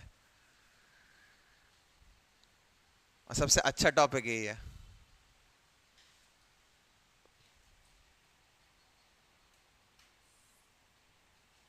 दिल देखो कैसा होना, ये दिल है, वही तो बोल रहा है। अभी दिल का असली शेप दिखाएंगे तो वो घबरा जाओगे, ये दिल होता है आपका हृदय, ये तो हृदय परिवर्तन आज करवा रहे तुम लोग का। अभी सिर्फ नाम सुनना, इसके बाद हम डायग्राम बनवाएंगे, उसमें समझना कि होता क्या है असली में, हृदय का कैसे परिवर्तन होगा। ठीक है, मेन मेन चीजें लिखते जाना, मेन फंक्शन अपन देखेंगे। शुरू करें, चलो। अच्छी सी कहानी है, छोटी सी। जो ह्यूमन सर्कुलेटरी सिस्टम होता वही कहलाता आपका कार्डियोवास्कुलर सिस्टम। कभी नाम बदल के आ जाए, जो हृदय रोग के विशेषज्ञ होते हैं उनको कहते हैं कार्डियोलॉजिस्ट, है ना। तो कार्डियोवास्कुलर सिस्टम भी इसको कहा जाता है। क्या होता है? Transporting blood, nutrients, oxygen and other essential substance through out the body. पूरी बॉडी में ब्लड के साथ साथ ऑक्सीजन और ढेरों चीजें जो जो है आपकी बॉडी में, सबको ट्रांसफर करना, ये होता है इसका काम। इट प्लेस, ये हम सर्कुलेटरी सिस्टम की बात कर रहे हैं, सिर्फ ब्लड की, वो हार्ट की नहीं, जो आपका सर्कुलेटरी सिस्टम चलता है, खून पूरी बॉडी में। कहा जाता है कि ये 17 या 23 सेकंड लेता है एक खून की बूंद पूरी बॉडी में घूमने में, ऊपर से लेके नीचे तक, वापस ऊपर आने में 17 से 23 सेकंड का समय लेती है। ऐसा रहता है कुछ, ये रेगुलर प्रोसेस चलती रहती है 24/7। ठीक है। It plays a crucial role in maintaining overall health, ठीक है, और ensuring that all body cells receive material they need to function properly. सोचो भंडारे से अच्छा काम ये करती है। भंडारे में क्या करते हैं, सबके पास खाना पूरी परोसी जाए, और इसका काम क्या होता है सर्कुलेटरी सिस्टम की, जितने बॉडी के सेल्स हो सबको क्या मिल पाए, न्यूट्रिएंट्स, ऑक्सीजन मिल पाए समय पर, एग्जैक्ट टाइम पर। थोड़ा सा भी लेट होगा वो सेल तुरंत मर जाएगा। यहाँ पे आपके पास सेकंड तक का समय नहीं रहता। जो एज आपकी वो होती जाती है, जब जो बूढ़े होते जाते हैं उनकी बॉडी क्यों इतनी जल्दी डिफॉर्म होती जाती है, क्योंकि जी इसकी स्पीड होती है ना, एक तो वो स्लो होती जाती है, और जो न्यूट्रिएंट्स होता है ना उनकी मात्रा भी वो कम सप्लाई कर पाते हैं। ये कारण होता है। अगर वो सही कर दो तो वो फिर से जवान हो जाएंगे। इसी पे वर्क चल रहा है अभी। आने वाले सालों में जो दादा लोग रहेंगे ना बहुत लंबे समय तक जिएंगे, अपन ही लोग बनेंगे दादा। ठीक है, और क्या, हमेशा कौन स्टूडेंट रहना। ठीक है, इसके बाद ये होता है छोटा सा हाइट बनाए, चलो हाइट को बाद में बताएंगे। ये देखो पहले हाइट होता है, इसका काम होता है पंप करना है, मोटर होती है अपनी इसकी, ठीक है, that drives blood through out the body, और इतनी स्पीड में ब्लड को फेंकना कि वो पूरी बॉडी में वो चला जाए। जैसे पिचकारी होती ना, जितने फोर्स से करो उतनी दूर तक जाएगी, हाइट में भी यही होता, जितने फोर्स से करो कि वो पूरी बॉडी में नीचे से होके ऊपर तक आ जाए, ब्लड सबको पहुंचा के ऊपर तक आ जाए, ये रहता काम। तो अपन सभी पढ़ते हैं हाइट में कितने चैम्बर होते हैं, 4 चैम्बर होते हैं, 2 अपर और 2 लोअर। अब पहली चीज तुम लोग याद रखना, जो ऊपर के चैम्बर होते हैं हार्ट के, उनको कहा जाता है एट्रिया। क्या कहा जाता है, एट्रिया। जो कहते जाए से वो लिखते जाना। पहले लिखो हार्ट, इसके अंदर कितने चैम्बर होते हैं, 4 चैम्बर्स। अब 4 चैम्बर्स में लिख लो, जो 2 अपर के होते हैं, अपर चैम्बर के, उनको क्या कहा जाता है, एट्रिया, ATRIA।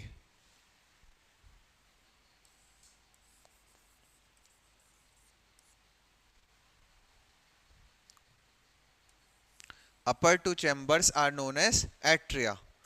इसके बाद लिखो जो लोअर 2 चैम्बर्स होते हैं उनको क्या कहते हैं, वेंट्रिकल्स।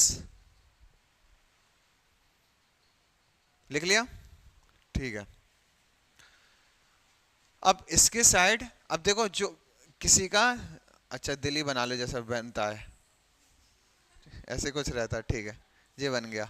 मतलब जैसा हम लोग पढ़ते आते हैं, इसके 4 टुकड़े कर दो, ठीक है। करना जरूरी है, सीखना है तो करना पड़ेगा, दिमाग से काम लेना हमेशा पढ़ाई में, ठीक है। कर दिए। अब अपना राइट साइड ये होता है, लेकिन इसमें उल्टा कहेंगे, ये होगा अपना लेफ्ट साइड और ये होगा राइट साइड। अरे चल जा, ठीक है, ठीक है। ये क्यों, क्योंकि अपन ने सामने रखा है, सामने से अपन देख रहे हैं, जिसका सामने का लेफ्ट का राइट, राइट का लेफ्ट हो जाता है, ठीक है। ये होता है अपने इसमें। हमेशा नीचे से जो निकलेगी, ये जो हमेशा क्या होगा, नीचे से जो हार्ट से, जो वेंट्रिकल से हमेशा निकलेगा ब्लड, जो बाहर निकलेगा वो हमेशा कहां से निकलेगा, वेंट्रिकल्स से। जो लोअर पार्ट अपन ने क्या पढ़ा हार्ट का, अब ध्यान से सुनना सब चीज है ना। जब भी ब्लड अपने हार्ट से निकलेगा वो कहां से निकलेगा, वेंट्रिकल से। और जब भी ब्लड हार्ट के अंदर जाएगा वो कहां से आएगा, एट्रिया से। चाहे ऊपर की एट्रिया हो तो है ना, एट्रिया हमेशा खून को अंदर लेगा ब्लड के, ऊपर से टंकी भरती है ना वही समझो, है ना, ये नीचे वो लगी है नल लगा है तो नीचे निकल रहा। वेंट्रिकल से ब्लड निकलेगा, जितना बेसिक हो उतना बेसिक बताएंगे, याद हो जाना चाहिए क्लास के बाद। निकल गया यहां से ऊपर जाता है ना, आता है। क्या लिखा सबसे पहले हमने, राइट साइड जो होता है pumps deoxygenated blood to the lungs for the oxygenation, ठीक है। लेफ्ट साइड क्या लिखा, pump oxygenated blood to the rest of the body. Simple सी बात है, लेफ्ट साइड हमेशा कैसे ब्लड को रखेगा, जो ऑक्सीजनेटेड है लेफ्ट साइड, लेफ्ट साइड क्या होगा, ऑक्सीजनेटेड ब्लड को करेगा पंप, है ना। और राइट साइड किसको करेगा, डीऑक्सीजनेटेड ब्लड। इतनी चीज याद रखना, राइट वाला गलत होता है, लेफ्ट वाला सही होता है, ऐसे याद रख लो, ठीक है। लेफ्ट वाला हमेशा क्या करेगा, ऑक्सीजनेटेड ब्लड को पंप करेगा पूरी बॉडी के अंतर्गत, और राइट साइड वाला क्या करेगा, डीऑक्सीजनेटेड ब्लड को पंप करेगा लंग्स तक। समझो अच्छा पहले तुम लोग, कोई खाली पेज है खाली, अब समझो इतने में तुम लोग को हाइट पूरा समझ में आ जाएगा। हाइट बना है अच्छा सा, ठीक है।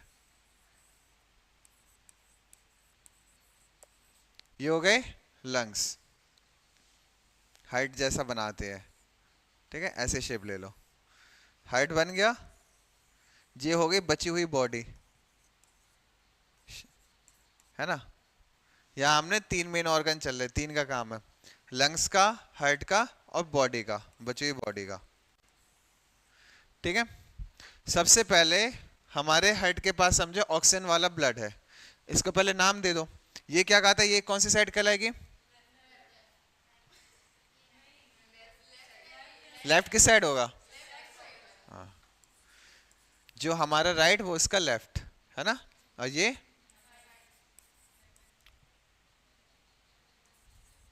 Are V L V, R A का मतलब right atrium, left atrium, left atrium, और ये हो गया राइट वेंट्रिकल।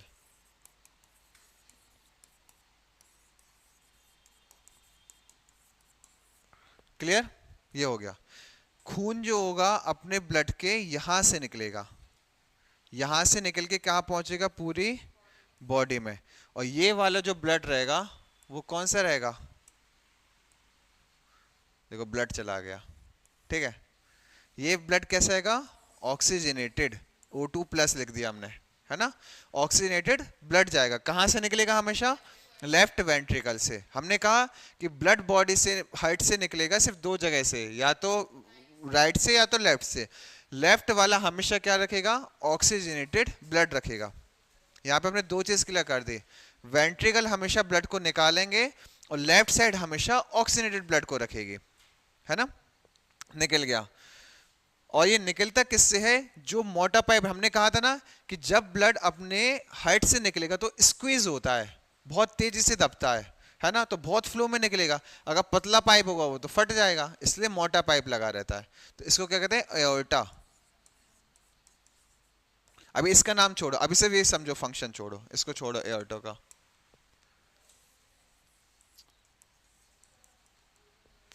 अभी सिर्फ मेन चीज समझो, ब्लड आ गया, ब्लड आ गया बॉडी में, बॉडी के सेल्स ने क्या कर दिया, वही अपनी प्रोसेस कर दी, ग्लूकोज बना के यूज कर लिया पूरा। अब क्या हो गया, इनके पास ऑक्सीजन खत्म, अब ब्लड में ऑक्सीजन खत्म हो गई है, तो ब्लड जो होगा वो कहां जाएगा, सीधे सीधे ऊपर। हमने कहा था ना ब्लड हार्ट के अंदर कहां से आएगा, हमेशा आर्टरीज से आएगा, आर्टरीज से आएगा, पहली चीज कहा था। और दूसरी चीज क्या कहा था कि डीऑक्सीजनेटेड ब्लड हमेशा किस साइड होता है, राइट की लेफ्ट, राइट साइड। दोनों कंडीशन फॉलो हो रही कि बॉडी से डीऑक्सीजनेटेड ब्लड एक तो आया कहां पे, राइट साइड आया, और वो भी कहां पे आएगा, एट्रिया पे आएगा। तो ब्लड यहां से कौन सा आ गया, डीऑक्सीजनेटेड ब्लड आ गया, आ गया। यहां पे रहते हैं होल, अपन पढ़ेंगे उसको नाम देते पर्टिकुलर। यहां पे रहता है होल, ठीक है। ये यहां से क्या करते हैं, इसको जितना भी डीऑक्सीनेटेड ब्लड होगा वो सब कहां भर जाएगा, इसके अंतर्गत भर जाएगा, भर गया। अब ये क्या करेगा, ये फिर से डीऑक्सीनेटेड ब्लड को ले जाएगा राइट वेंट्रिकल। हमने कहा था ना खून हमेशा हार्ट से कहां से बाहर निकलेगा, वेंट्रिकल से निकलेगा। तो यहां से खून बाहर निकल के कहां पहुंचेगा, लंग्स तक पहुंचेगा। समझे तीन स्टेप। अभी हमने क्या बोला, यहां से निकला बॉडी पे, बॉडी ने पहुंचाया राइट एट्रियम तक, राइट एट्रियम ने नीचे इस होल से कहां पहुंचा दिया, राइट वेंट्रिकल से। फिर मोटर चालू हुई, यहां से निकला कहां पे, लंग्स तक। लेकिन अभी खून कैसा है, डीऑक्सीजनेटेड। लंग्स ने अपना काम किया, वही एल्वियोली ने, है ना, उसने खून को लिया, साफ सुथरा किया, और फिर से उसमें क्या भर दिया, ऑक्सीजन भर दी, ऑक्सीजन भर दी। अब जो ये ऑक्सीजन आएगी वो कहां पे आएगी, लेफ्ट एट्रियम में, है ना, लेफ्ट एट्रियम में आएगी। हमने कहा ना खून अंदर आएगा ब्लड के, हार्ट के, किसके उसमें आएगा, हमेशा आर्टरीज में आता है, एट्रिया में आता है ना। तो लेफ्ट एट्रियम में, और लेफ्ट वाला हमेशा क्या रखता है, ऑक्सीजनेटेड ब्लड। दो चीज बस याद रखो, कभी कंफ्यूज नहीं होगी, लेफ्ट साइड हमेशा oxygenated blood, right side deoxygenated blood. Blood body से निकलेगा तो वेंट्रिकल से, और ब्लड हार्ट में आएगा, मतलब ब्लड हार्ट से निकलेगा तो वेंट्रिकल से, ब्लड हार्ट में आएगा तो कहां पे, एट्रियम से। तो बस यही हुआ, लंग्स में क्या आ गया, एट्रियम में क्या आ गया, पूरा ऑक्सीजनेटेड ब्लड आ गया, ठीक है, ये आ गया। अब ये क्या करेगा, यहां भी क्या होता है, होल रहते हैं, वाल्व्स कहते हैं इनको, है ना, वाल्व्स रहते हैं, ये पूरे खून को इसके अंतर्गत भर देते हैं, है ना। और फिर यहां से फिर से वही मोटर चालू हो जाती है, इसको फिर से स्क्वीज करके बॉडी में डाल लेते हैं। ये पूरा सिस्टम होता है आपके हार्ट का, इतना सा। फिर से बता रहे हैं, पता था नहीं, जरूरी है, ठीक है।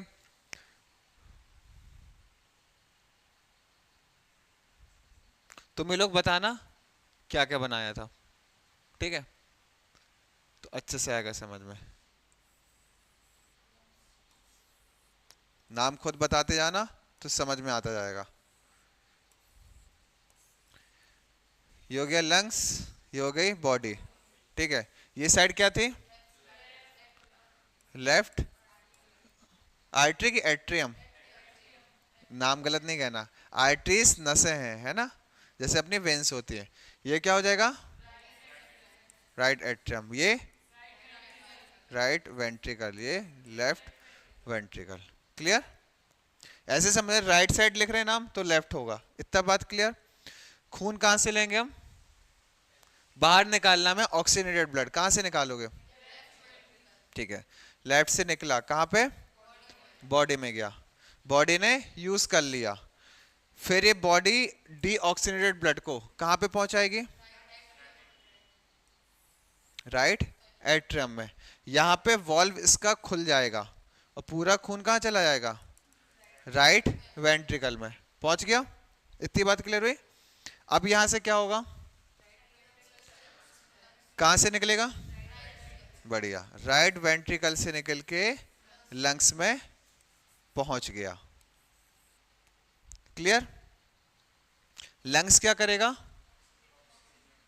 ये समझो, ये आया पूरा खून, इसको क्या कर देगा, ऑक्सीजनेटेड कर देगा, ठीक है, ये ऑक्सीजनेटेड इसने कर दिया। ये कहां पहुंचाएगा,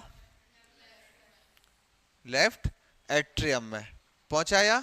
फिर यहां से ये ढक्कन खुल जाएगा, वॉल्व खुल जाएगा, पूरा कहां भर जाएगा ब्लड, लेफ्ट वेंट्रिकल में, और यहां से ये फिर से नीचे बॉडी में चला जाएगा। ये प्रोसेस होती। तो ऐसे में खून अपने हार्ट में कितनी बार आया, दो बार आया, आया दो बार। एक बार तो इसने निकाला, पूरा यहां पे भरा पहली बार, दूसरी बार इसने ऑक्सीजनेट करके ऑक्सीजनेटेड भरा। तो अपनी बॉडी में हार्ट के वो ब्लड कितनी बार आता, दो बार। इसलिए दो बार ऐसे धड़कने की आवाज आती है, जो पल्स होती है ना अपनी, इसलिए आती है, धक धक कहता है ना साउंड, इसीलिए आता है। बिल्कुल वही चीज है, हमेशा जनरल एग्जांपल से याद करो, अच्छे से याद होगा। अब समझ में आया कि बॉडी में होता क्या है सब कुछ, ये वाला डायग्राम सबसे पहले बनाओ सब। अब इनके फिर अपन नामकरण करेंगे अच्छे अच्छे। होता यही है, अब डॉक्टरी की भाषा में पढ़ेंगे।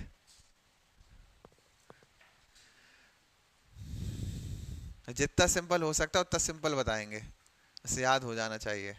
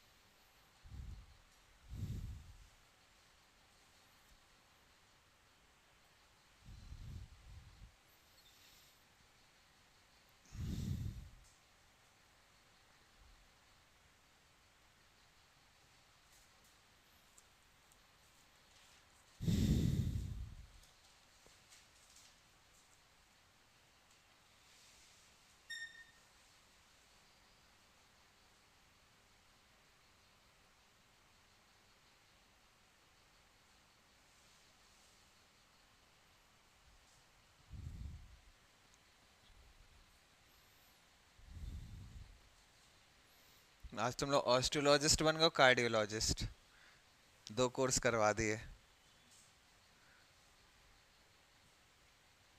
अब बताएं इसको रिवाइज करने का सबसे अच्छा टाइम, अपने घर में कोई छोटा बच्चा ढूंढना, या कोई साथ का जो बात सुनता हो उसको समझाना, बिना बुकिश लैंग्वेज में, ये जनरल वे में, पता है ये होता क्या है। जो तुम उस टाइम उसको डिलीवर करोगे ना, अगर उसको थोड़ा भी समझ में आ गया तो समझ लेना कि तुम लोग को पूरा समझ में आ गया। अगर उसको समझाने में तुम लोग वो सक्सेसफुल रहे कि उसको बता दे कि एक दूसरे को नहीं, किसी और को जो नॉन साइंस बैकग्राउंड का हो खास करके, कि अपनी बॉडी में ऐसा ऐसा होता है, अगर वो थोड़ा भी समझ गया, 10% भी समझो, तुम लोग को आ गया समझ में। एल्बर्ट आइंस्टीन ने कहा था कि अगर आप एक छोटे बच्चे को कोई बड़ा टॉपिक समझा पा रहे हो तभी समझना आपको वो चीज़ समझ में आ गई। अगर नहीं समझा पा रहे तो समझो भी आपकी नॉलेज पूरी नहीं हुई। ये चीज़ कि अपन किसी चीज़ को कितने रिफाइन वे में समझा पा रहे हैं वो चीज़ कहलाता है।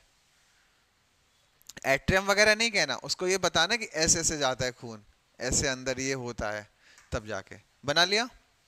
ठीक है, चलो नामकरण शुरू करें।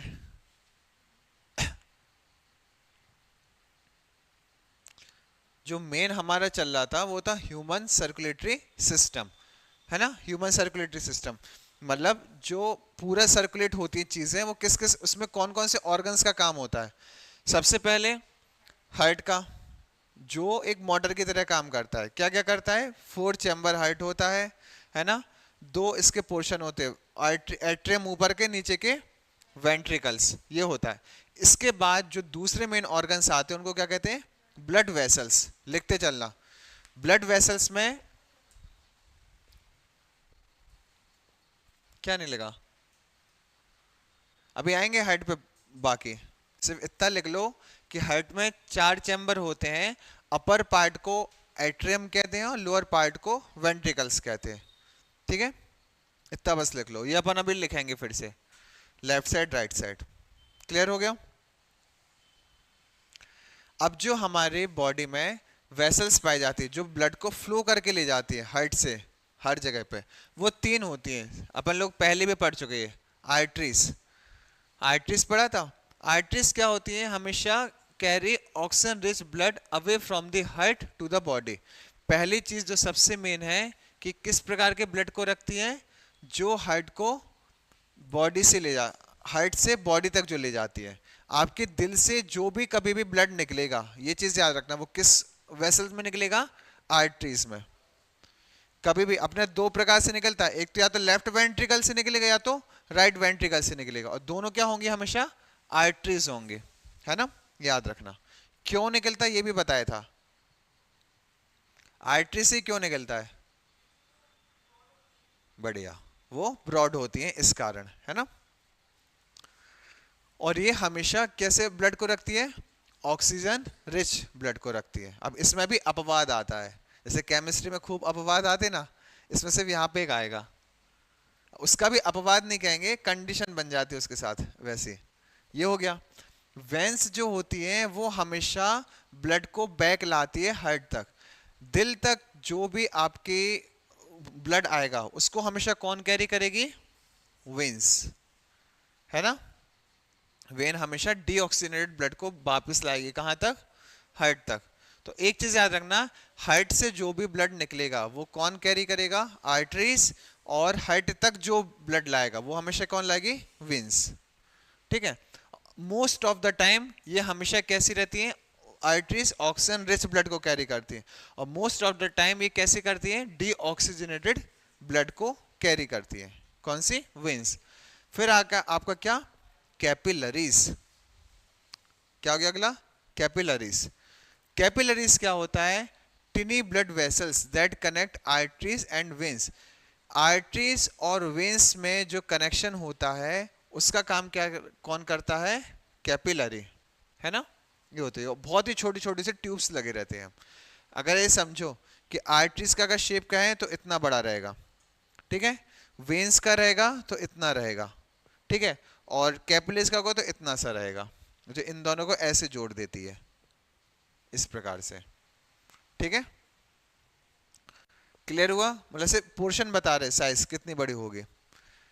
इसके बाद सबसे पहले पढ़ लिया हार्ट, सर्कुलेटरी सिस्टम में फिर क्या होते हैं, ब्लड वेसल्स। अब जो असली में एक्चुअल हर चीज को कैरी करता है वो क्या होता है, ब्लड। जो हमने ब्लड में पढ़ा था सबको एक एक शब्द में लिख लो।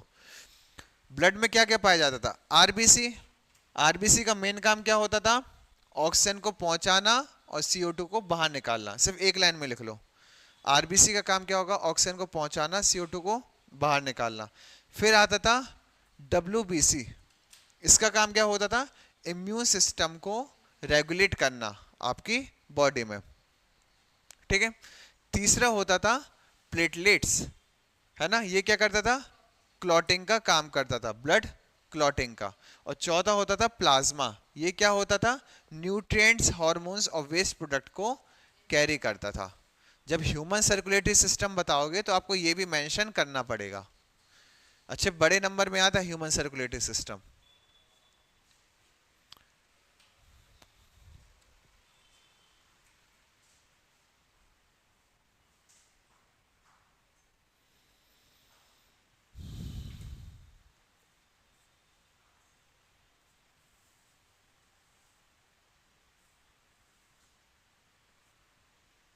हो गया। इसके बाद जो आपका रहता है, ब्लड हो गया, ब्लड वेसल्स हो गया, हार्ट हो गया, बस ये जो तीन चीजें मिलके बनाती हैं ये पूरे आपके इसको बना के रखती है, किसको, human circulatory system. Heart, blood vessels और ब्लड काम क्या करते हैं, इंपॉर्टेंस मतलब इसका फंक्शन। सबसे पहले ऑक्सीजन को सप्लाई करना, कहां तक, सेल्स तक, जिसके कारण वो क्या करता है, एनर्जी प्रोडक्शन करता है। ऑक्सीजन को सप्लाई करना सेल्स तक, जिससे कि वो क्या करेगा, एनर्जी प्रोडक्शन।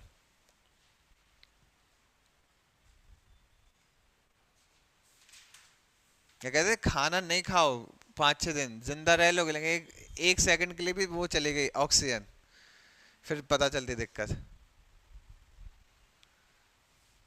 ऑक्सीजन का अपन लोग इसलिए व्रत नहीं रखते, आज हम ऑक्सीजन नहीं लेंगे, ठीक है। दूसरा हो गया न्यूट्रिएंट डिस्ट्रीब्यूशन। क्या होता है इसमें, transport essential nutrients to the cells. Cells तक जो आपके इसेंशियल न्यूट्रिएंट्स होते हैं वो पहुंचाता है। ऑक्सीजन पहुंचाना अलग बात होती है, वो एनर्जी बनाता है। न्यूट्रिएंट्स पहुंचाता दूसरे और केमिकल रिएक्शंस के लिए, ठीक है। न्यूट्रिएंट्स कौन पहुंचाता था, प्लाज्मा, है ना, ये चीज याद रखना। तीसरा है वेस्ट रिमूवल, कैरीज अबे CO2 एंड मेटाबॉलिक वेस्ट। देखो CO2 को तो वापस आरबीसी ले आता है, और जो दूसरा मेटाबॉलिक वेस्ट होता है उसको वापस कौन लाता है, तो प्लाज्मा। ये लिखा था वेस्ट प्रोडक्ट, ठीक है, ये हो गया। चौथा हो गया इम्यून डिफेंस, नाम से क्लियर है, कौन करेगा? WBC। लास्ट हो गया temperature regulation, helps maintain body temperature by distributing heat. अगर आपकी बॉडी में एक जगह पे कोई ऑर्गन में वो हो गया, दिक्कत हो गई, तो वहां पे टेम्परेचर बढ़ता जाएगा। लेकिन हार्ट वो ब्लड क्या करता, पूरी बॉडी में फ्लो होता रहता है, तो उसको इक्वली डिस्ट्रीब्यूट कर देता। इसलिए बुखार पूरी बॉडी में रहता है, एक जगह के लिए नहीं रहता है। ठीक है, जिस कारण बॉडी मेंटेन रहे। अगर सोचो एक ही जगह एक्सेस हो जाएगी हीट की, तो क्या होगा इसके कारण? वो अपने आप क्या हो जाएगा, ऑर्गन डिफॉर्म हो जाता। इसलिए देखना ना तुम लोग ठंडियों में अपन लोग ये पाम को रब करते हैं, और फिर लेकिन जो असर होता है उसका अधिकतर पूरी बॉडी में होता है। क्यों होता है? क्योंकि वो इसको क्या करता है, डिस्ट्रीब्यूट करता रहता है रेगुलरली। कुछ भी हो जाए आपकी बॉडी में रेगुलरली डिस्ट्रीब्यूट करेगा। ठीक है, अब जो मेन आता है वो आपका रहता है structure of heart. Block diagram उसी प्रकार से बनाना, वो पान का पत्ता बनाना नहीं बनाना, ये बना देना, नहीं तो हाँ,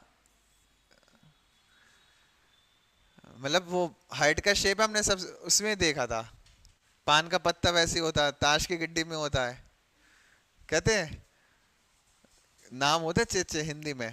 एक ईंट होती है, एक चिड़ी होती है, स्पेड का, स्पैरो क्या क्या रहता है, डायमंड का होता है, एक ब्रिक का होता है, एक और कुछ होता है हाइट का, चार होते हैं। फिर गुलाम बेगम बादशाह, देखो चार चेम्बर होते ठीक है। सबसे पहला हो गया राइट एट्रियम। राइट एट्रियम क्या करेगा?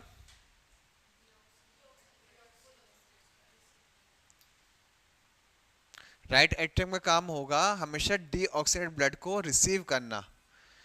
रिसीव करना इसका काम है, किसका? एट्रियम का। और राइट साइड हो गया तो किस प्रकार का करेगा? डीऑक्सीजनेटेड ब्लड, है ना। दोनों के काम कंबाइन करके लिख देना। राइट वेंट्रिकल, अगर वेंट्रिकल अकेले होगा तो मतलब क्या हो गया, ब्लड को बाहर निकालना। अब अगर राइट जुड़ गया तो कैसे ब्लड को बाहर निकालेगा? डीऑक्सीजनेटेड ब्लड को बाहर निकालेगा। लेकिन कहां तक, इसकी लोकेशन भी याद रखना। अपन ने डायग्राम जो बनाया था, राइट एट्रियम कहां से ब्लड लेता था? पूरा बॉडी से। बॉडी से पूरा डीऑक्सीनेटेड ब्लड कहां आता था? राइट एट्रियम में। और राइट वेंट्रिकल क्या करता था? पूरे डीऑक्सीनेटेड ब्लड को बाहर निकाल देता था, कहां तक? लंग्स तक। ठीक है, ये कर देता था। फिर आ जाओ क्या, लेफ्ट एट्रियम, ये क्या कर देता था? लंग्स से पूरा ऑक्सीजनेटेड ब्लड को अंदर ले लेता था, है ना। लंग्स ने ब्लड को प्योर कर दिया, ऑक्सीजन भर दिया, कहां भरेगा? लेफ्ट एट्रियम तक। Receives oxygenated blood from the lungs. लिख लिया? लिखते चलना अच्छे से, जब तार दें एक दूसरे को मिक्स कर देना, दिक्कत हो जाएगी। लास्ट हो गया left ventricle.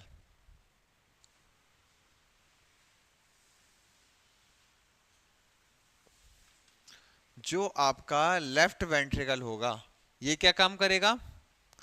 Pump oxygenated blood to the rest of the body. जो आपका क्या होगा, ऑक्सीजनेटेड ब्लड होगा, उसको क्या करेगा? पूरी बॉडी में पंप कर देगा। ये पूरी इसकी प्रोसेस होती है। चार चैम्बर समझ जाओ, सबको समझ जाओगे दिल काम कैसे करता। सब फालतू की बात है, दिल तोड़ दिया, टूट जाएगा, मर जाओगे। नहीं हुआ? लिख लो। इतना अच्छा काम करता है, जबरदस्ती बदनाम कर इसको। अब आएगा इसका काम। अभी अपन ने ये पढ़ा कि ब्लड को बाहर निकालता है, अब ये बाहर कैसे निकालेगा, देख लिया?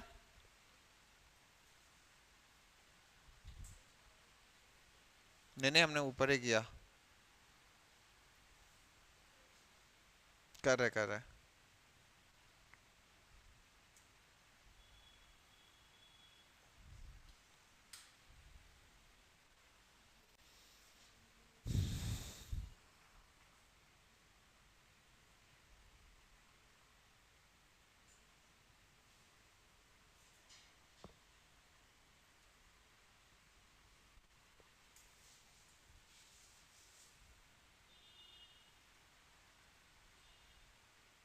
अब देखो उतनी बात हो गई क्लियर?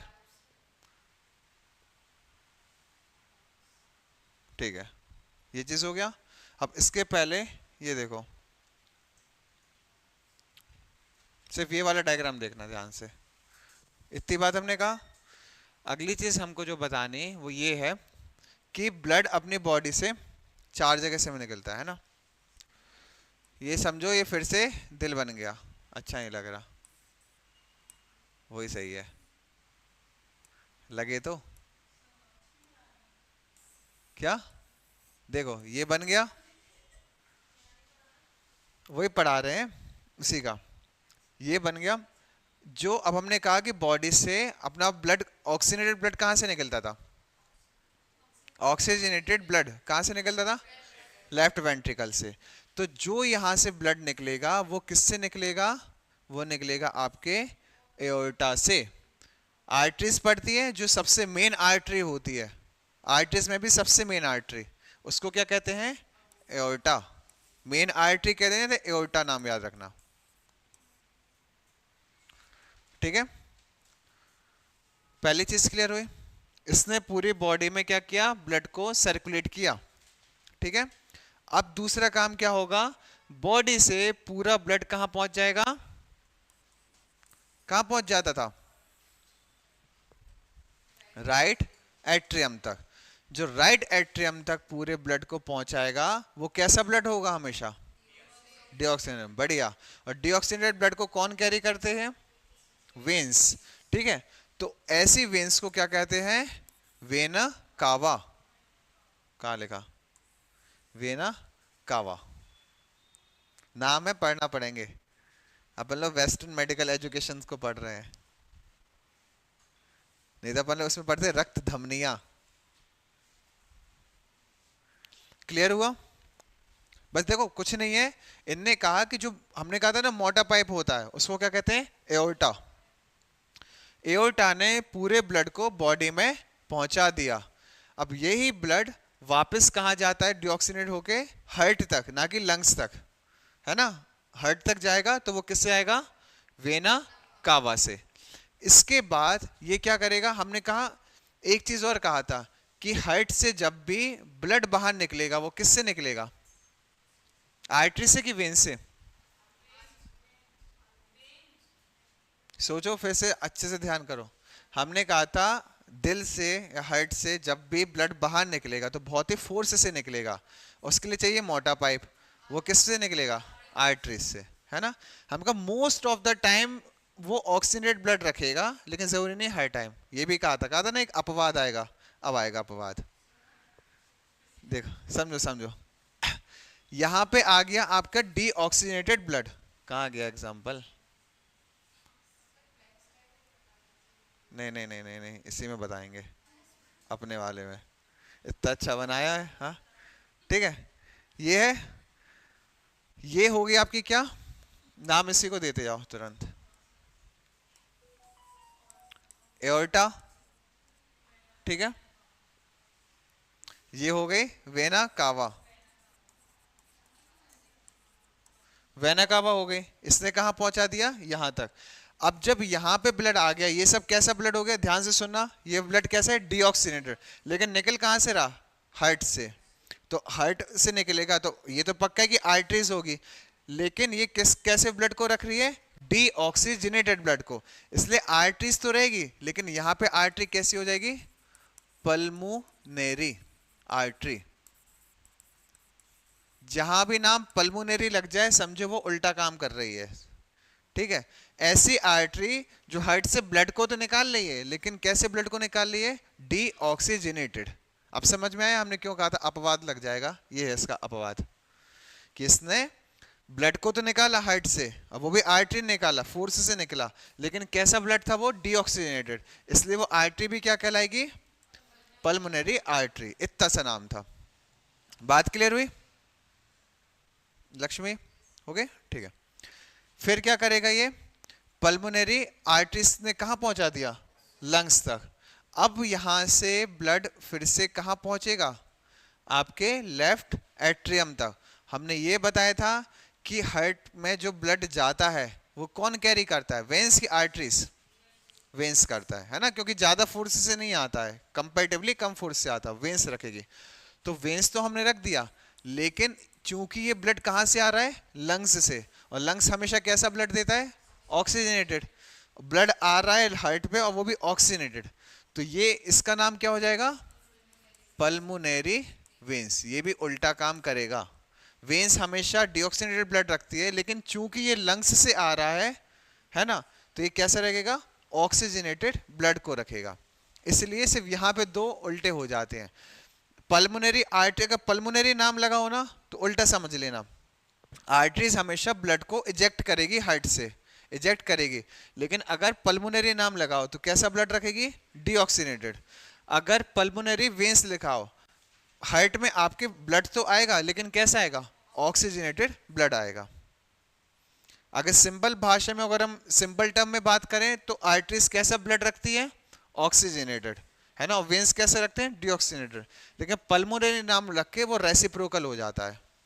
क्लियर, ये नाम लिख लो।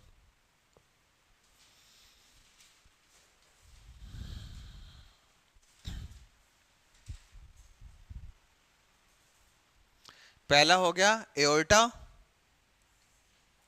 फर्स्ट, सेकंड हो गया वेना कावा, तीसरा हो गया पल्मोनरी आर्टरीज, और फोर्थ हो गया पल्मोनरी वेंस। अगर वेंस अकेले लिखोगे तो गलत हो जाएगा आंसर। एमसीक्यू ऐसे बनता है, क्वेश्चंस जो बनते हैं, कंडीशन दे देंगे, बोलेंगे अब बताओ क्या है।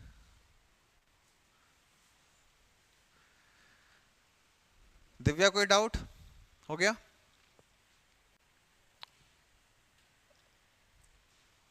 लिख ले देव।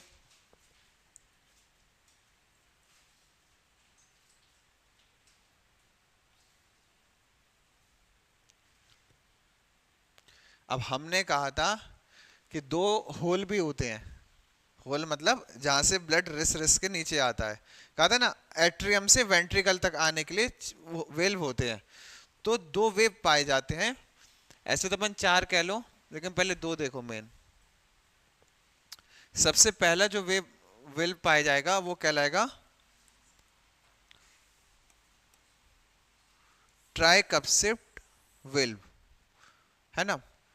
ट्राइकप्सिड मतलब ये समझो कि जो ये रहता है ना, ऐसा कुछ शेप का रहता है कि जिसमें इसके तीन भाग बस बने रहते हैं, कि ऐसा लगता है कि तीन एरिया से निकल रहा है, एक दो तीन, इसलिए इसको ट्राइकप्सिड कहते हैं।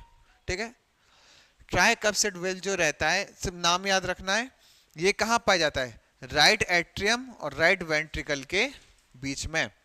ये होता है राइट, आर ए और आर वी, तो इनके बीच में यहां से जो ब्लड आता है ना नीचे, डीऑक्सीनेटेड ब्लड पहले यहां भरेगा, फिर यहां से यहां आएगा, तो ये कहां से आता है, ट्राइकप्सिड वेल्व से। क्लियर। दूसरा जो वेव होता है उसको क्या कहते हैं, पल्मोनरी वेल्व।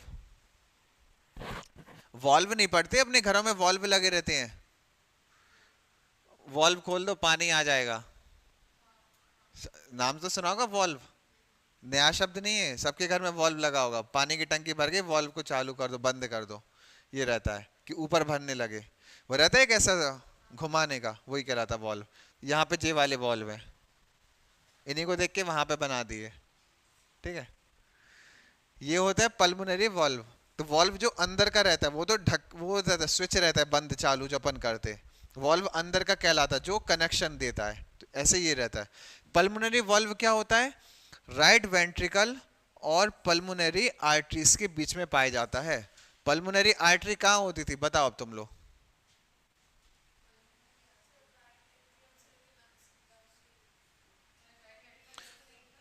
पल्मोनरी आर्टरी कहाँ होती थी,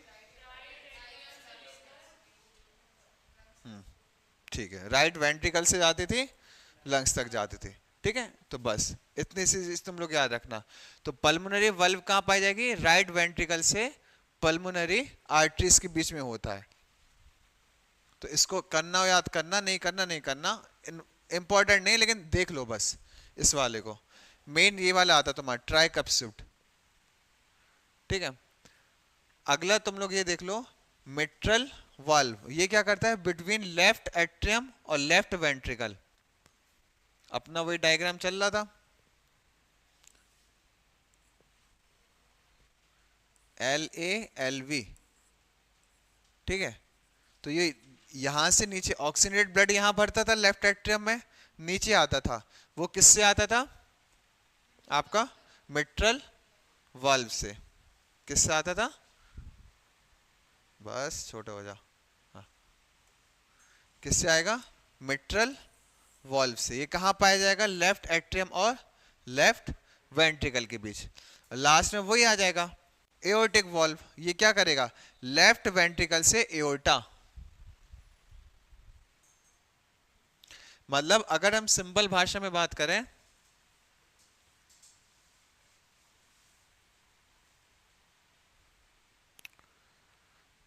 हमारा डायग्राम ज्यादा बढ़िया है, हाँ, इससे ज्यादा हमें इसमें समझ में आ रहा है, इससे ज्यादा अपने वाले में, हाँ सही बात है। ठीक है, देखो अपन ने अभी चार चीजें पढ़ी। सबसे पहले पढ़ी थी कौन सी, वॉल्व, ट्राइकैप्सिड। कहाँ होती थी,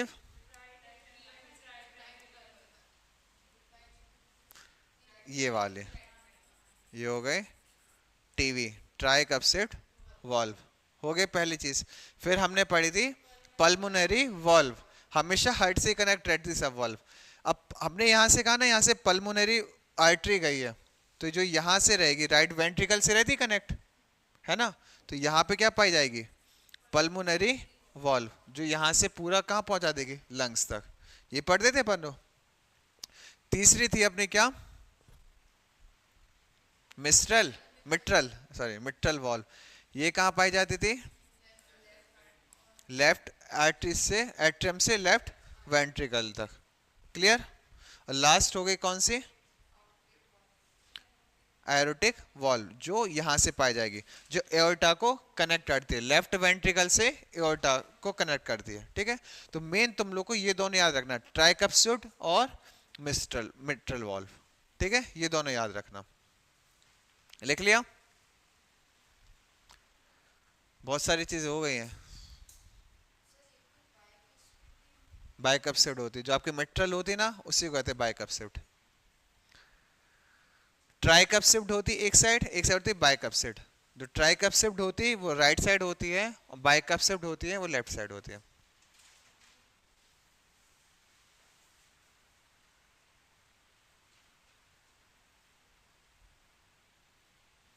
इतनी बातें क्लियर, ठीक है। अब अपनी बॉडी में हमने कहा ना, दो प्रकार से खून आता है, जो भी अपन ने पढ़ा था ना सबसे शुरू में, वही चीज इसमें लिखी लैंग्वेज में। हमने कहा था समझ अपन पूरा गए, अब सिर्फ मेडिकल की भाषा देंगे उसको। सबसे पहले क्या होता था, पल्मोनरी सर्कुलेशन, समझो पहले, लिखना बाद में, है ना, अपनी भाषा में लिखना। राइट साइड में जो होता है आपका, राइट साइड में हमेशा कैसा खून रहता है, बस वही चीज लिखिए और कुछ नहीं है। पढ़ो अब, the right atrium receives deoxygenated blood from the body, है ना, which is then pumped by the right ventricle, pump करता है to the lungs through the pulmonary artery. वही बात लिखी, in the lungs blood picks up oxygen and release CO2। ये बस कहलाता क्या, पल्मोनरी सर्कुलेशन। कितना टफ था, ये बता रहे थे। फिर आता है सिस्टमिक सर्कुलेशन, एक बार हो गया, ब्लड घूम गया अंदर से। लेफ्ट साइड में होता है सिस्टमेटिक सर्कुलेशन। क्या होगा, अब ब्लड में क्या आ गया, ऑक्सीजन, तो ऑक्सीजन रिच ब्लड रिटर्न होता है कहां से, from the lungs to the left atrium. Lungs से कहां जाता था, एट्रियम में जाता था, गया एट्रियम में, which is then pumped by the left ventricle. फिर पंप कहां होता है, लेफ्ट वेंट्रिकल में पंप हो जाता है, नीचे पंप हो गया through the aorta to the rest of the body. Aorta के थ्रू कहां पे हो जाएगा, पूरी बॉडी में। लेफ्ट एट्रियम में आया, नीचे रिस के कहा गया, लेफ्ट वेंट्रिकल से, वहां से एओर्टा से पूरी बॉडी में चला गया। और क्या किया उसने, deliver oxygen nutrients to the tissue. इतना सा ये काम करता था। तो इनके बस नाम दे दिया गया है, एक को क्या कहते थे, पल्मोनरी सर्कुलेशन, जो राइट साइड में फंक्शन हो रहा, और सिस्टमेटिक सर्कुलेशन जो लेफ्ट साइड में हो रहा।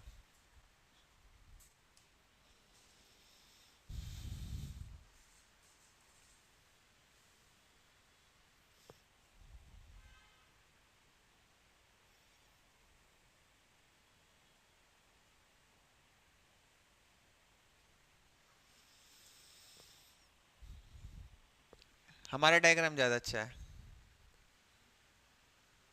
गूगल पे डाल दे रहे।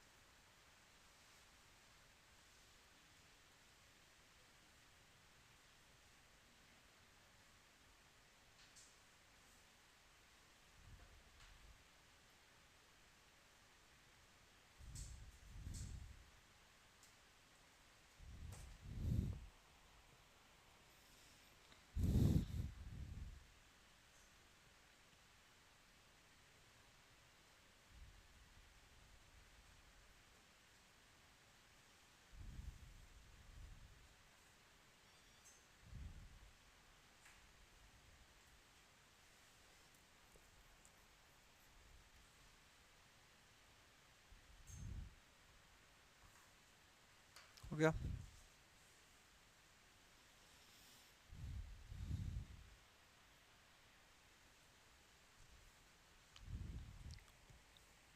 हो गया सभी का?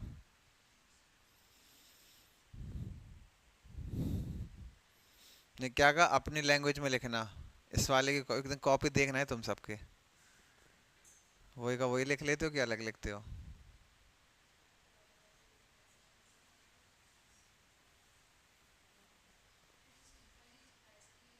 हाँ, सिंपल लगेगा, दिमाग में बर्डन नहीं पड़ता ना।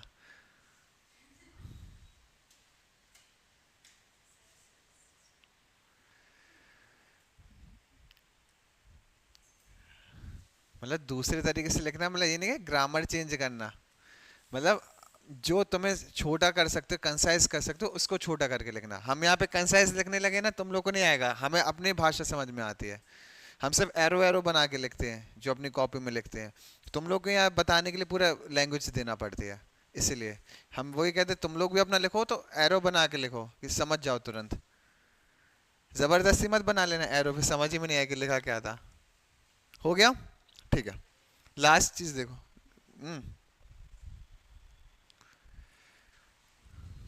जल्दी थोड़ी। हो गया? 1 मिनट है ना?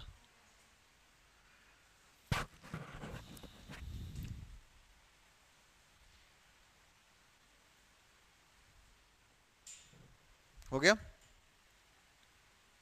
ये देखो, अब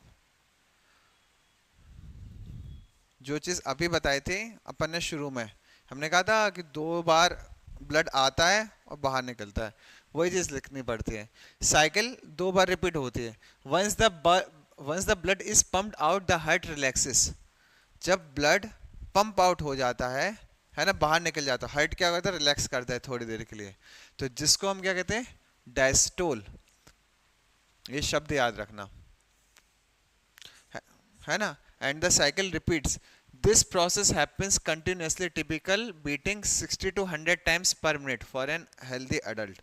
आपकी वैसे तो कहा जाता है कि 1 मिनट में 72 बार दिल धड़कता है, ठीक है। लेकिन अगर जैसे अपन रनिंग करके आते तो इतना हो जाता है 100 तक। इससे ज्यादा बढ़ा तो थोड़ा सा दिक्कत है। इस बार देखते पेरिस ओलंपिक हो रहा था, तो खिलाड़ी जब खेल रहे थे खास करके आर्चरी में, तो उनकी हार्ट रेट दिखा रहे थे कि जिसका हार्ट रेट जितना ज्यादा हो रहा है उसका थोड़ा सा फ्लक्चुएट हो रहा है निशाना। कि वो खड़े खड़े, सोचो खड़े खड़े वो निशाना लगा रहा है, किसी का बिल्कुल काम है, किसी का बढ़ रहा है, ये अंतर हो जाता है, ठीक है। तो बस इसने ये बताया कि हार्ट 2 बार अपने, ब्लड 2 बार हार्ट में आता है। मेन चीज फिर क्या है, हार्ट बीट और इलेक्ट्रिकल सिस्टम, ठीक है। The hearts pumping action is controlled by electrical system. जो अपने हार्ट का पंपिंग एक्शन होता, हमने ये तो कह दिया कि हार्ट पंप कर रहा है और चल रहा है, लेकिन इसको पंप करने के लिए क्या चीज़ एनर्जी हम सप्लाई कर रहे हैं, तो वो क्या रहता है, एक इलेक्ट्रिकल सिस्टम होता है सिस्का का। सिस्का का नहीं रहता, मजाक कर रहे, ठीक है। अपनी बॉडी में इलेक्ट्रिकल एक सिस्टम पाया जाता है जिसके कारण चलता है, that coordinates the heart beat, ठीक है, जिसको कहते क्या, सिनोएट्रियल नोड, या शॉर्ट फॉर्म चलता है इसका ऐसे नोड। क्या होता है, known as the natural pacemaker. देखना जिसके हार्ट की सर्जरी होती है उसमें पेस मेकर लगाया जाता है आर्टिफिशियल अलग से, ठीक है, कि वो हार्ट को रेगुलेट कर सके, चलता रहे।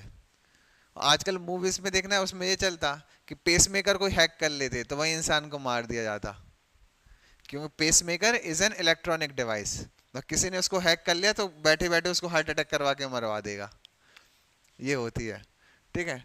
Sinoatrial node, natural pacemaker, it generates electrical impulses that trigger atria to contract। ये atria को क्या देता है कि आप contract हो, contract होगी तो उतनी फ्लो में वो जाएगा, atria contract होगी तो नीचे जाएगा, फिर नीचे से पूरी बॉडी में ब्लड फ्लो हो जाता। सिंपल भाषा में सिर्फ ये याद रखना, सिनोएट्रियल नोड होता है वो कैसे काम करता है, नेचुरल पेसमेकर की तरह। काम क्या होता, जनरेट करना, क्या जनरेट करना, इलेक्ट्रिक इंपल्स कि ब्लड बॉडी में फ्लो हो सके, है ना। दूसरा होता है AV node, atrioventricular node. पूरा नाम याद हो ठीक है, नहीं तो सिर्फ एवी नोड याद रखना, जो इसका उल्टा काम हो जाएगा। ये क्या करता है, ट्रिगर करता है कि जल्दी जल्दी ब्लड बाहर निकले। ये क्या करेगा, delays the impulse slightly before it passes to the ventricles. ये क्या करेगा, इंपल्स को थोड़ा सा डिले करेगा। कब डिले करेगा, before it passes to the ventricles. अपन दो भाग पढ़ते हैं ना, ऊपर का एट्रिया, नीचे का वेंट्रिकल्स। जो ऐसे नोड होता है वो इसको पंप करता है कि तुम जल्दी से नीचे जाओ। एवी नोड क्या करेगा, थोड़ी रुक के जाओ, है ना, ऐसे कहता है। रुक के क्यों जाए, ensuring that atria have the time to empty fully into the ventricles, कि पूरा का पूरा एट्रिया अच्छे से खाली करके भेज दे खून, कहाँ पे, वेंट्रिकल्स तक। अपने दो होते हैं ना, दो कंटेनर लगे रहते हैं, ऊपर एट्रिया नीचे वेंट्रिकल्स, तो दोनों का काम अलग अलग होता है। एवी का काम क्या होगा, डिले करेगा इंपल्स को थोड़ा सा, क्यों करेगा, before it passes to the ventricles, ठीक है, ensuring that atria have the time to empty fully into the ventricles, कि एट्रिया पूरी तरीके से खाली हो जाए, किस पे, वेंट्रिकल्स पे। बहुत ही खतरनाक प्रोसेस चलती है, ठीक है। तो बस नाम तुम लोग दो याद रखना, ये सिर्फ एक्स्ट्रा इन्फॉर्मेशन के लिए बताया, कभी पूछ ले जाए, बताना तुमको ये कभी नहीं है, ये जितना है एक्स्ट्रा, इस पेज का जितना एक्स्ट्रा है ये सिर्फ एक्स्ट्रा चल रहा है ना। जो ह्यूमन सर्कुलेटरी सिस्टम में है वो सिर्फ ऊपर तक का लिखना है, ये एक्स्ट्राज में है ना, कहते हैं अमेजिंग फैक्ट्स, वही है।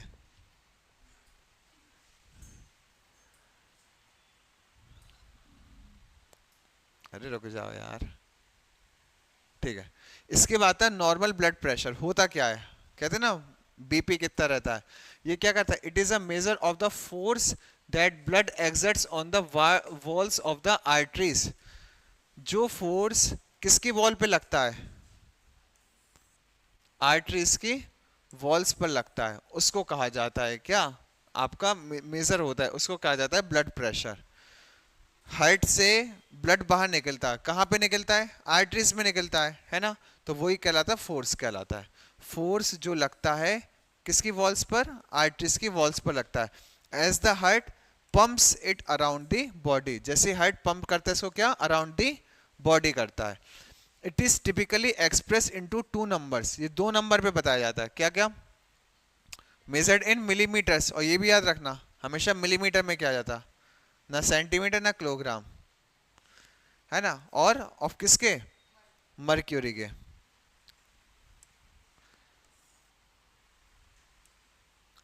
दो होते हैं सिस्टोलिक और डिस्टोलिक। जब हार्ट आपका पंप होता है बिल्कुल जोर से, हो गया पंप, ब्लड निकला, तो उसको क्या कहते हैं, सिस्टोलिक, है ना। तो इसमें कितना होता है, लेस देन 120, इतना कहा जाता है।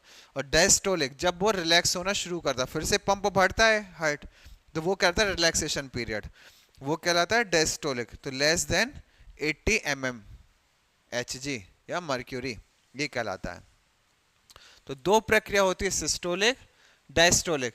जब हार्ट कंप्रेस होगा तो उसको हम क्या कहेंगे, सिस्टोलिक, और जब हार्ट रिलैक्स करेगा वो क्या कहलाएगा, डायस्टोलिक।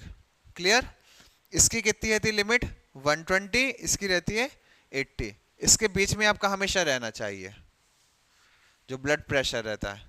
इससे ज्यादा हो कम हो दोनों खतरनाक रहता है। ज्यादा, ये ज्यादा देखा जाता है मेन, बीपी बढ़ गया, जब बढ़ता है ना लोगों का 180 200 पहुंच जाता है, बहुत ही ज्यादा दिक्कत हो जाती है। अधिकतर बूढ़े लोगों में ज्यादा होता है, फिर जिसको गुस्सा दिलाओ उसमें तो होते ही है। तो ये पूरी इसकी प्रक्रिया। क्लियर हुआ? और पढ़ना है? नहीं, ठीक है, चलो एक बार जल्दी से थोड़ा सा देख लो, और कुछ नहीं, कुछ नहीं है। जो अपन ने आज का देखा वही चीज बता रहे, इसी को खोलो फिर तो,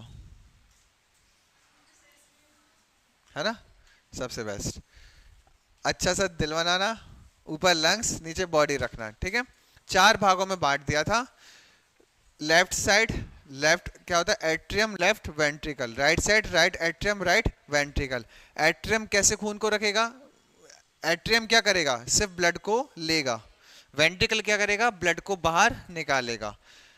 फिर बोला था लेफ्ट साइड हमेशा क्या करता, ऑक्सीनेटेड ब्लड को रखता है। राइट साइड क्या करता, डीऑक्सीनेटेड ब्लड को रखता है। हमने कंडीशन यहां से भी शुरू कर सकते थे, अपन ने शुरू की लेफ्ट वाले से। लेफ्ट वेंट्रिकल ने प्योर ब्लड को, प्योर ब्लड मतलब ऑक्सीनेटेड ब्लड को निकाला एरोटा की मदद से, एरोटा की मदद से निकाला पूरी बॉडी में। बॉडी ने यूज किया, फिर डीऑक्सीनेटेड ब्लड को कहां भेज दिया, राइट एट्रियम तक, राइट एट्रियम तक भेज दिया। राइट एट्रियम में पाया जाता था टीवी, क्या होता था, ट्राइकैप्सिड वॉल्व। वॉल्व खुला, खून कहां चला गया, राइट वेंट्रिकल में, अभी भी डीऑक्सीनेटेड है। अब यहां से खून जाएगा लंग्स तक, किसमें, आर्टरीज में, लेकिन कैसी आर्टरीज होगी वो, पल्मोनरी आर्टरीज होगी। इतनी बात क्लियर? फिर गया लंग्स तक, लंग्स ने इसको क्या कर दिया, प्योर कर दिया, ऑक्सीनेटेड कर दिया। ऑक्सीनेटेड ब्लड कहां पहुंच गया, लेफ्ट एट्रियम तक। लेफ्ट एट्रियम में जैसे ही वो पहुंचा तो वो क्या करेगा, किससे पहुंचेगा, पल्मोनरी वेंस से पूछेगा। यहां पहुंच के वो नीचे आएगा, तो या तो इसको कहेंगे मिस्टल वॉल्व या कहेंगे बाइकप्सिड वॉल्व, है ना।